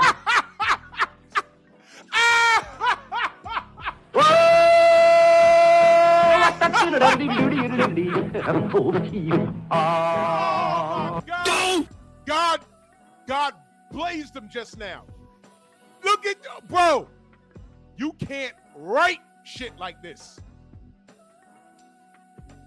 Heavyweight championship fight. That goes back to Wilder. Sorry. Shots. Thank you, Lord. Thank you, Lord. Y'all see that? Y'all see that? saw that? You can't write better stuff than this. We had the Usyk, who was the champion after beating Joshua, and we had Fury as the WBC champion. We took one complete year without Fury defending his title, waiting as we proposed that we wanted the undisputed. So, can I ask y'all a question? Did they smash the gas as thorough when Deontay Wilder was on 10 title defenses? Did they smash the gas on the Anthony Joshua situation? Did they? No. But you know what this motherfucker did? Yeah, I want a body on my record. Yeah, let's launch an investigation because he said something like that. That's what they did do. Wilder wasn't good for business for this guy. This man lied and said I was in both locker rooms. To say that Tyson Fury cheated is an insult, whatever the fuck you said. Check my channel. And the man said I was in both locker rooms and saw the gloves. Then when he got on Fred's show, I asked him the same question, and he said something else. But meanwhile, what he said is in writing, and called us stupid for the cheating accusations. This guy's such a liar. he fought, and we sanctioned the undisputed fight, including a rematch. That was the WBC ruling. So Usyk defeated Fury, and they had the rematch. The next fight wanted by the public, by the whole world, was again to take the undisputed because he had lost the IBF title. So the WBC created and ordered the interim title for Ajit Caballel, who had been winning consistently. If you recall, the past 2 years, there was many heavyweight fights. All the fighters moved on in their losing and winning. Caballel was the one active. So the WBC approved an interim title for the heavyweight division to continue active in the WBC while supporting completely the undisputed champion. If we were about money, as you always mention, and fees, look how long Fury took to defend. Look how long Usyk now, since his last fight, we're giving him a voluntary defense. He can select the best fight for him and the industry, and then he will fight the interim. Did you hear what he just said? Let me bring that back. Like I said, bro, you got to listen when these guys talk. Listen to what he just said. Listen to what he just said. Listen to what he just said. Listen. Voluntary defense, he can select the best fight for him and the industry, and then he will fight the interim champion Caballel. Select the best fight for him in the industry. Why is Ryan Garcia leapfrogging at least 15 people in the WBC rankings to fight Barrios? Because he feels it's what's best for the industry. Ryan didn't earn it, but he's good for business. What is business? Translation, money. This guy's just talking, bro.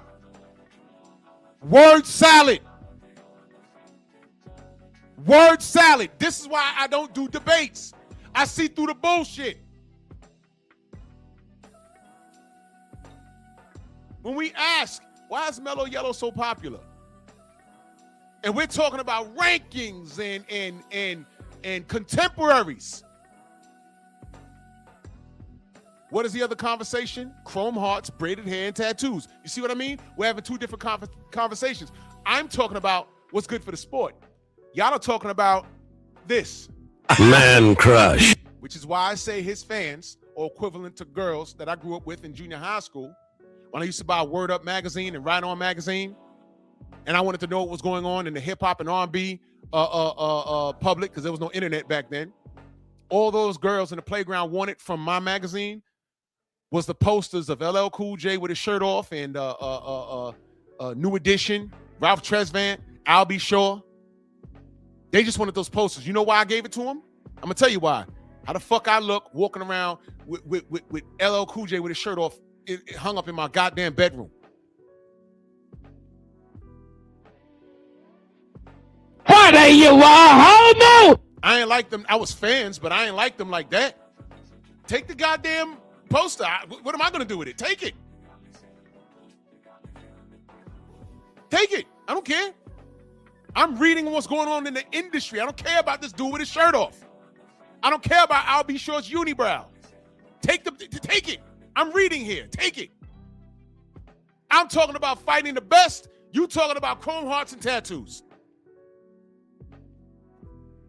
We're having two different conversations. Y'all are gay.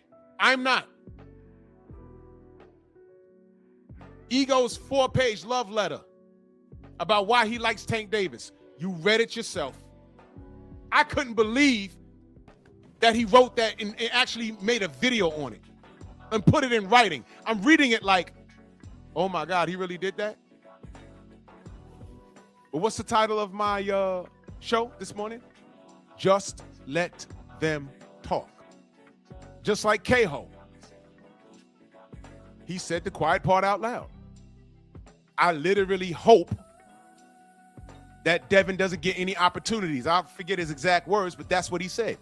So I'm like, whoa, what's that about? He never said, I hope Devin gets to fight his contemporaries and proves he's the best. I hope him and Tank finally mix it up so Tank can knock him out. He didn't say that. He hoped Devin misses every opportunity.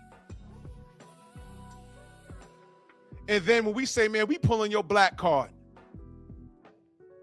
Because the black fighters could corner the market right now. Since everything else is about race, why is it that the Mexicans could pound on their chest, talk about Viva Mexico? That's fine. Love your country. Love yourself. Break bread with your contemporaries. Viva Puerto Rico. I have no problem with that. It's only a problem when we do it. But when we look at us, we're trying to fuck each other up every turn. So for K-Ho to be a reputable boxing channel, to say something like that, it's personal. And I asked you, what did Devin do wrong? Oh, you know what he did wrong? Try to fight his contemporaries. Because everybody on that list has an excuse. His fans. Every fighter on that list has a network of fans that justifies them not fighting Devin Haney. It's bullshit. It's bullshit. From Shakur to Active Squad, all these, we're dealing with it right now. With Keyshawn, we're dealing with it right now. Right now, in real time. I'm going to give it about another week, and I'm going to have to, jump in Shakur. Shakur and Keyshawn shit. Amazing. Give me 1 second. Stormy says, Jack Reese did what was best for boxing. That means he got those sentiments from SILLYMAN. More proof of corruption. He followed orders. Did y'all get what I just said? Stormy just text me that. When Jack Reese said, do what's good for boxing. And we pointed out and talked about a long count. And how Fury was allowed to leave the country during the pandemic and avoid VADA testing.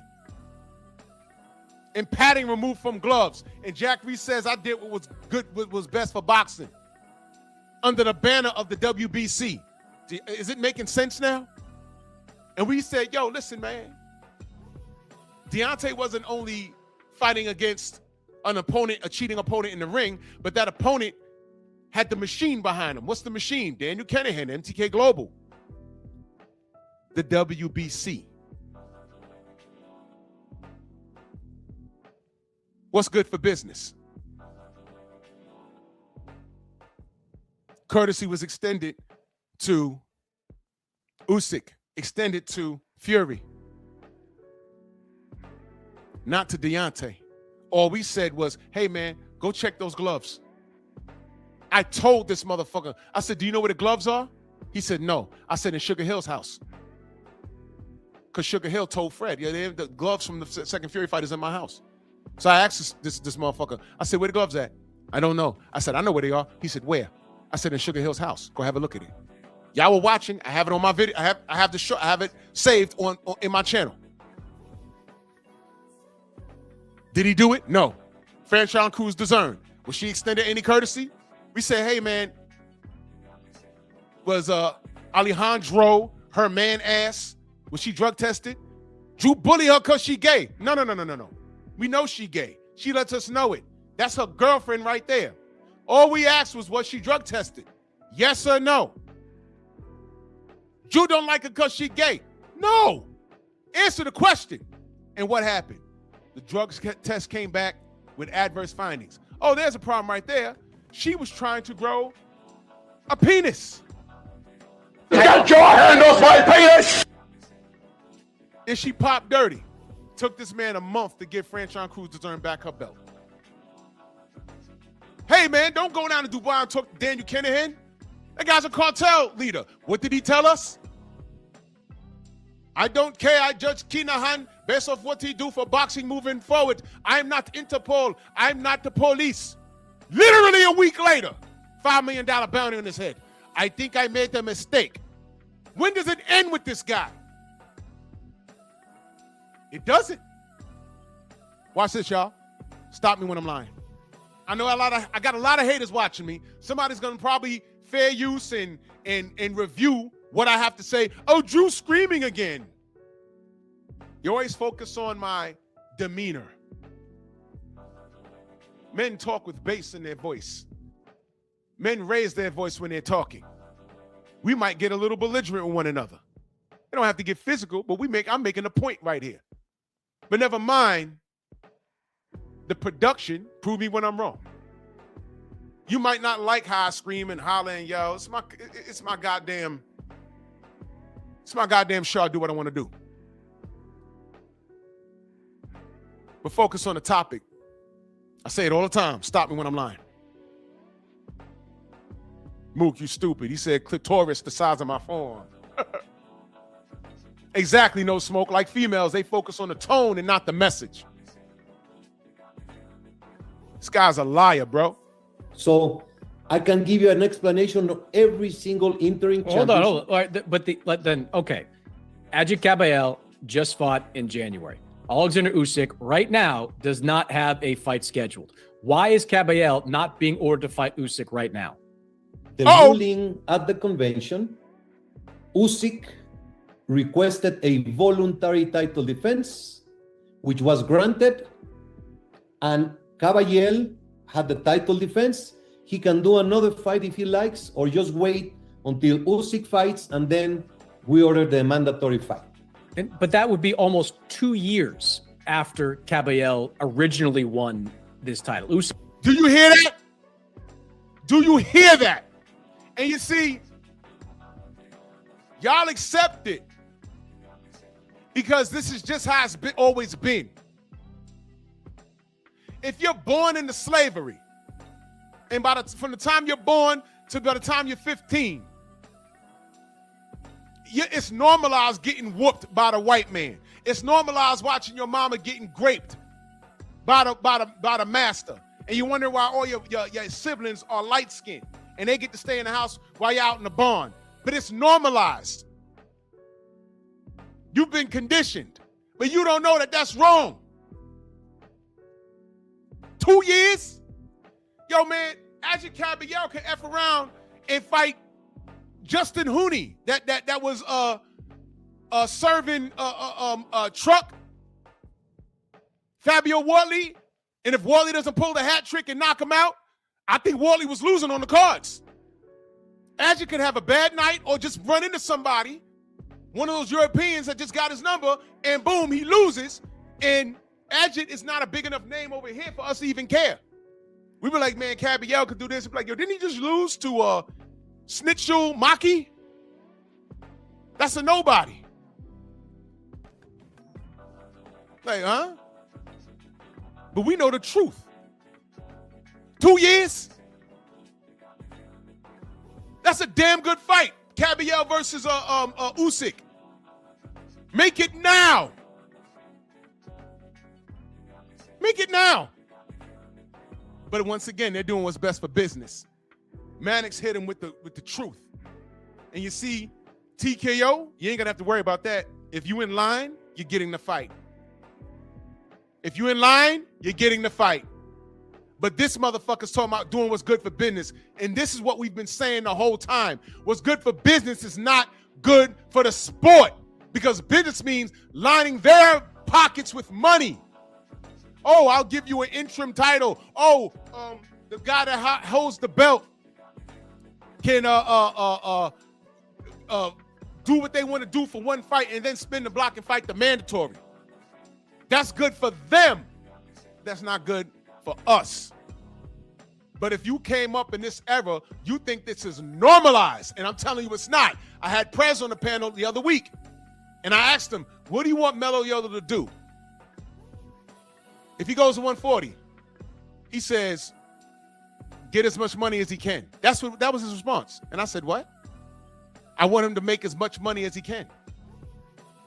That's your answer? Not beat up Devin Haney, not beat up Shakur, not beat up Keyshawn, not beat up Tiafimo, not lower Lomachenko out of retirement. He said, move up and get as much money as you can. That was his response. You see what I mean? We're having two different conversations. That's what I'm saying. People have to qualify to talk this business with you, the sport. The sport is a business. And when they start talking business, they don't know why they're saying what they're saying. You know why? Because this behavior has become what? Normalized. Oh, C. Felton, yeah, I play that all the time. Rio Togo beat LaBarbe's ass and the gloves were skinned and they were on his desk the next day. And he did his job. Mauricio did his job. But his 10-title defending American black champion wasn't extended the same courtesy. See what I mean? Man. Is probably not going to fight until the summer of this year. So then Caballel's going to have to wait 2 years to fight for his heavyweight title? He's very happy fighting for the interim and making a... Oh my God, answer the question. Fuck if he's happy. What about ordering Caballel versus Usyk? 2 years? I don't think that's true. I don't think that's true. I don't think he's very happy fighting for the interim. But does anybody, look, logically, is anybody happy fighting for interim titles? Mind you, he's collecting fees off of these interim titles. You're not getting a mandatory, but we're going to give you this interim so you can walk around with our green belt. It's not the real belt. You can walk around with it. Meanwhile, pay us 3% or whatever it is for the interim. All of them. Otherwise, they would not fight for the interim. Because they think it's a step to the next one. Exactly. You're fighting for the interim thinking that you're going to be next in line. But you're letting the champion do what they want to do because it's better for your business. You see the point? You see the play? I think they're getting ordered to fight for a full title. Why does it have to be on your times? I'm giving you a whole lot of time, like a year, 2 years. No, he fought, he defended, he just defended and became a hero in a great event. Germany. Great event. Loved it. Huge event. He had not been he had his home welcome in Germany. Man, fuck that. Why don't you bring Ajit Caballel and introduce him to the American audience so we can I know who he is. But why not introduce him to the American audience, man?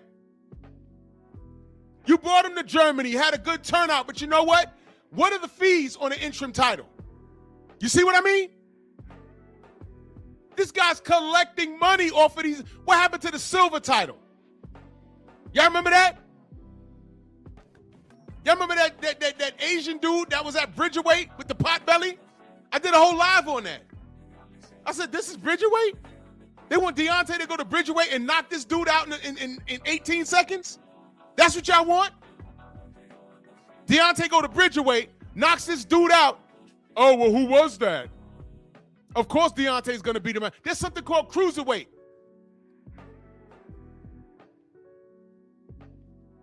When Deontay clowned around and said, I'm going to go to cruiserweight since I can't get a fight at heavyweight because everybody wants to pop dirty, the internet lost his mind. Oh, my God, he wants to go and beat up everybody that's smaller than him at cruiserweight. No, y'all say he's like 200 pounds. He is. He's a little above 200 pounds. And for a little while, he couldn't get a fight at heavyweight because everybody was ducking him. So he said, man, I might have to go to cruiserweight. Oh, he want to go down there and beat up on Usyk. So? At least Usyk could fight him. Y'all were calling Deontay a weight bully. You got to be out your cotton-picking mind, you slave. So the black in that super chat salute, it says, Drew, salute to you, good brother. Y'all see the living contradiction of Mauricio SILLYMAN? Just let him talk. Now he can fight in a stadium. It's good for him, good for German boxer, good for the division. So you're getting he's fighting.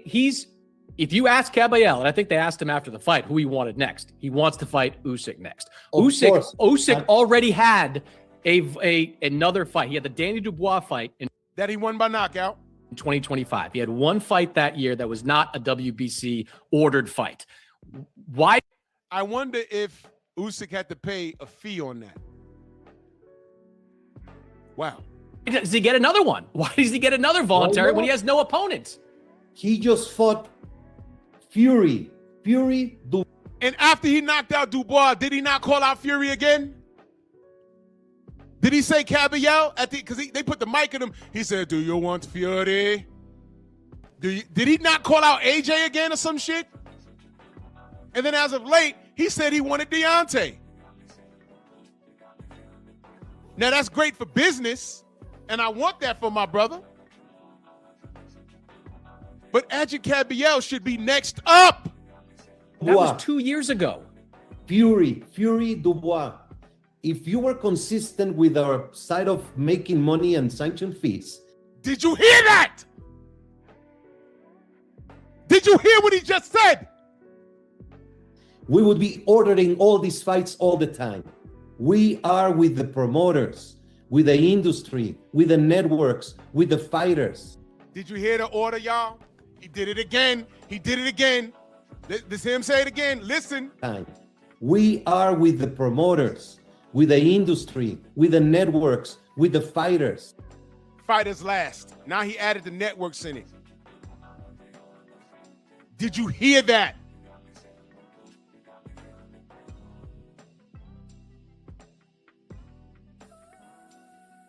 Did you hear what he just said?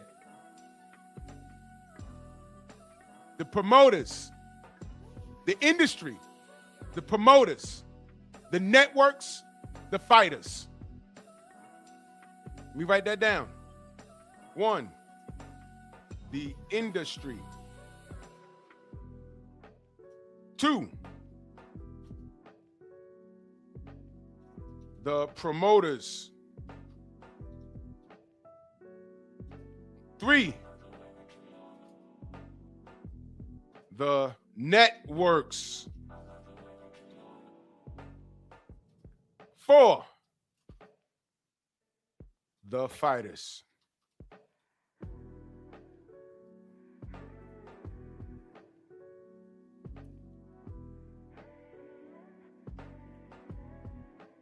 Fighters dead last, y'all.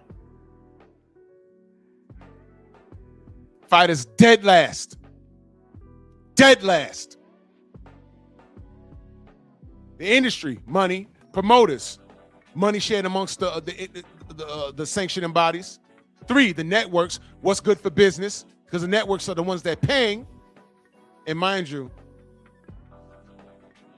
ESPN, Fox, they're not airing boxing on regular TV anymore. It's over with. And last, the fighters. The fighters should be number 1. See that? This is why Turki Al-Sheikh came through and legitimately bust their ass in 2 years. We work with them on times. I mean, you can see there are fighters that fight once or twice a year, and that's it. Yes, but shouldn't shouldn't your job 4 times a year? Shouldn't your job be just to objectively keep the title in play? Like, if a guy like Usyk wants to take a year off, shouldn't he be named your champion in recess? Just to tell the things, investigate the facts, and then make a. You trash me horribly. All right, bitch. You done got caught cheating. You got caught in the act. And it's your man's fault. I don't care what he did. I don't care what he did. You got caught. I don't care what you alleged. You know how many times? Oh, I cheated because I thought you was cheating. How many times I've seen that? That's happened to me back in the day. Hey, what's this, Ma? Well, I thought you was doing something. No.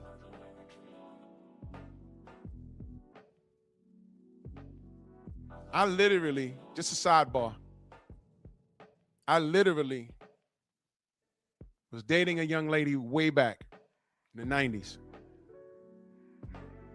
And her girlfriend called her and said, yo, I just saw your man in the mall with this pretty brown-skinned chick. And they were laughing and joking. They had shopping bags. I'm calling Shorty. She ain't answering the phone. I'm like, what's wrong with her? Right? Called her when I got up in the morning. Called her when I came back from work. I'm like, what's going on?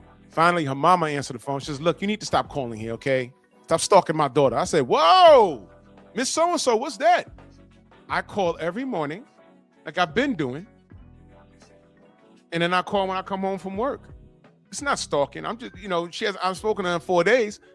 I was about to just pop up and find out if she's okay. Well, why don't you ask your new girlfriend? This is her mother talking to me. What new girlfriend? What are you, wait, hold on. I don't know what you're talking about. Bang the phone on me. I said, I don't know what the F's going on, but you know what? I don't chase women. I don't know what's going on. So eventually, a week later, my phone rang. And, well, long story short, I was told that she let some dude smash.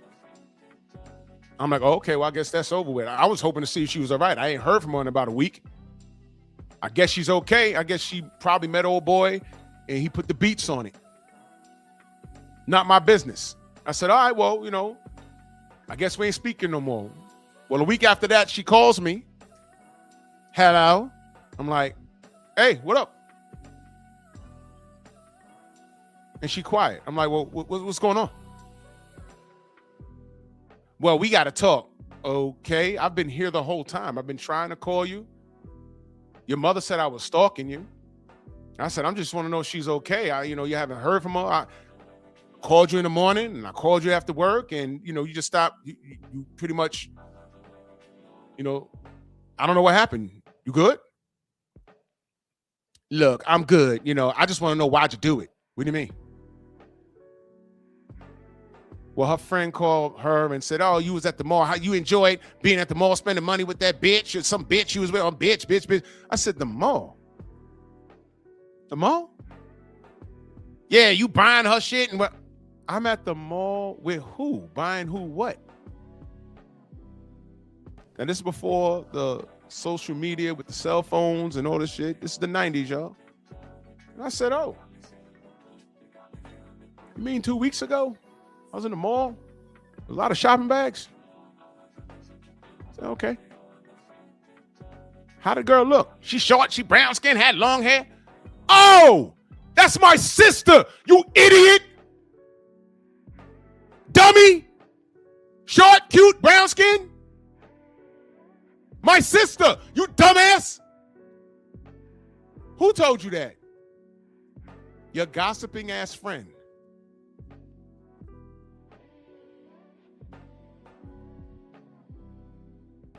Shopping bags? Were we shopping for what? Clothes? Or were we coming out of fucking Pathmark with groceries? What are you talking about? You know what? It's irrelevant. So that was my sister. You know my sister. What are you talking about? You've met her. Is she short? Yes. Is she pretty? Yes. It's my sister, stupid. Dummy.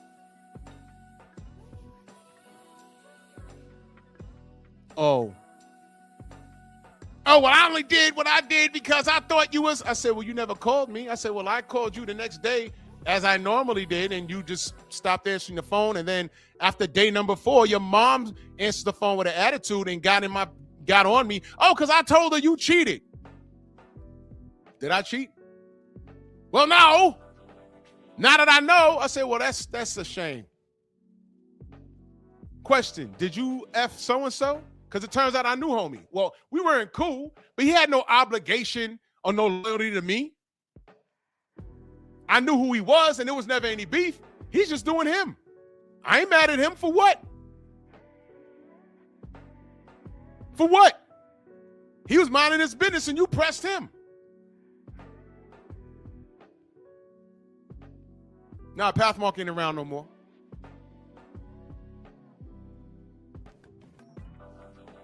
I ain't got no beef with him. It was you. And you pressed him. My boys call me, yo, you know, so-and-so. See, I know it is. Yo, your girl was pressing him hard. Oh, well, I ain't heard from her in like about a week. So I guess we done. Next. So you listen to your gossiping ass friend over me. You banged homie. You called me 3 weeks later. For what? What do you want? Go ahead and do it. You might as well go back over there. I'm good. Then I had to deal with 2 weeks of apologies. There ain't no coming back from that. Then her same homegirl somehow got a hold of, well, she gave her my number, gets a hold of my number, and now she's calling me trying to patch shit up. I'm playing PlayStation, my phone ring. Hello? Yeah, this is so-and-so. I'm like, how'd you get my number?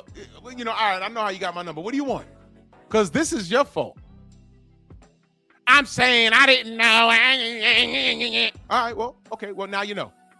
And no one's half the battle. G.I. Joe. If you're my age, you know what I just did. Exactly, Kid Kudo. Don't call me when I'm playing my video game. Don't call me when I'm playing my video game. I'm going to say it one more time. Do not call me when I'm playing my video game. I was in the... Matter of fact, I wasn't on the PlayStation. I was on the SNES playing NBA Live 95. When that came out, I was cooking on that game. And then the phone rang. I'm like, oh, who's this? And it's her. I'm like, what? Who are you? What? How'd you get my number? Oh, she gave, what? Now you want to patch it up? No, this is your fault. Look. We good. I'm good. I ain't mad at you. I ain't mad at her. She got to be mad at you, and y'all got to work out your friendship. I'm off. I'm good. When I saw dude in the street, he kind of like looked at me. I gave him a head nod. I was like, yo. He was like, I said, yo, it's good. It's good. If you got it like that, then she was never mine. And I dapped it up, and we laughed about it. Fellas,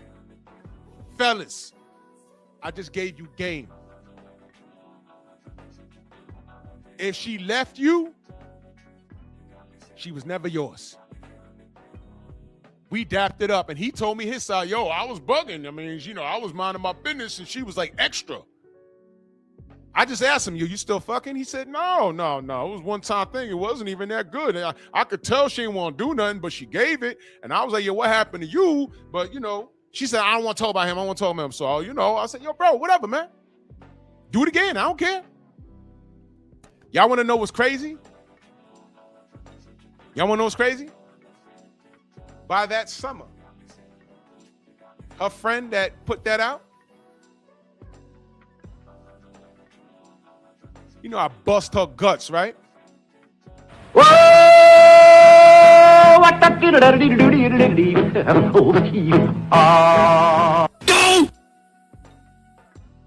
I bust her guts.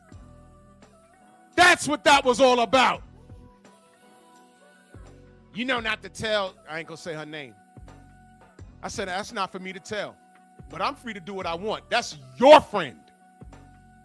So if this gets out, it's on you. That's your friend. That's your friend. I don't talk to her no more.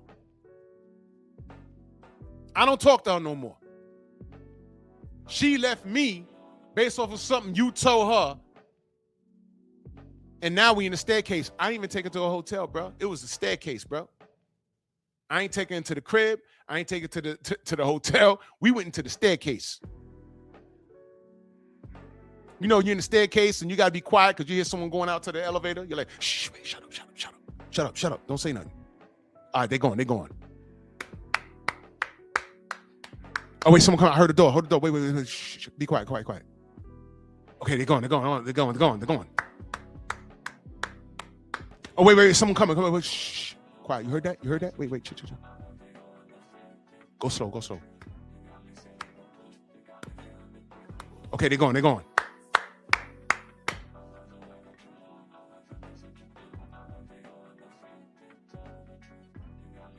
If you know, you'll know. I'm from the Bronx, baby. I know all about it. They're gonna tell me, you know not to tell. I'm like, if this gets out, it's just me and you in here. If this gets out, it's on you.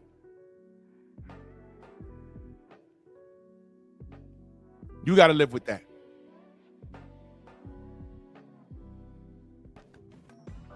Turn around.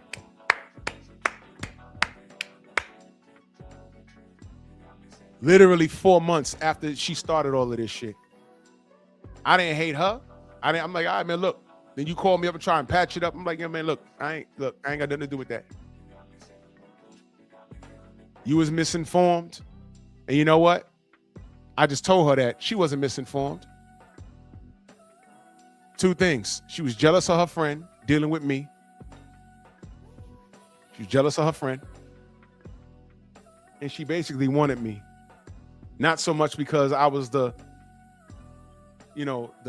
drop dead, the catch on the block. All right. She wanted me because her friend had me.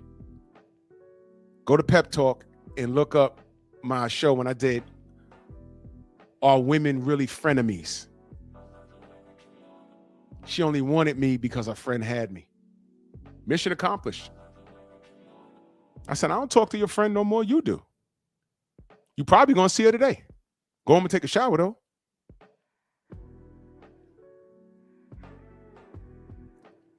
Bend over.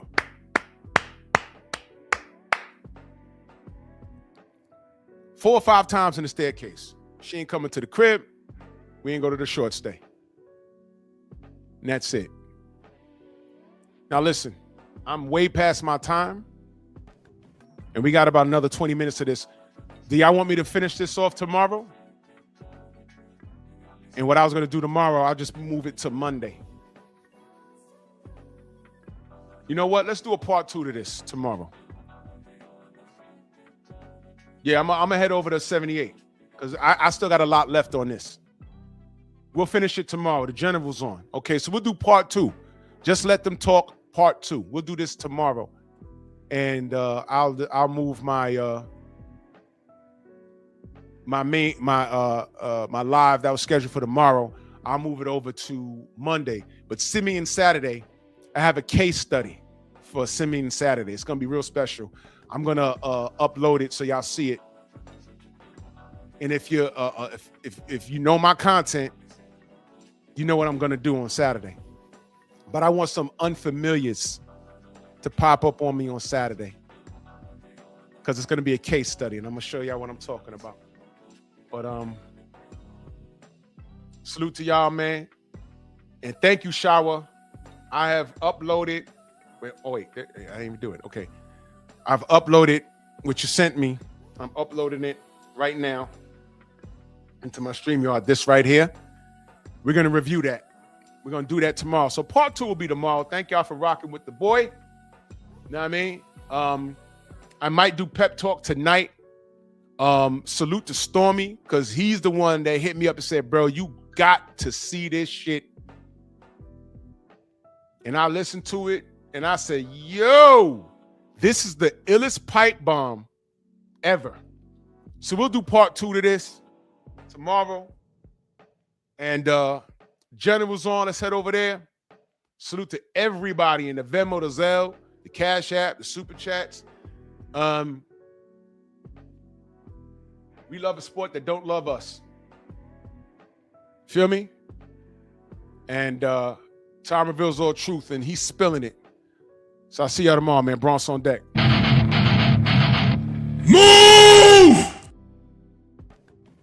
Why are you gay? Who says I'm gay? You are gay.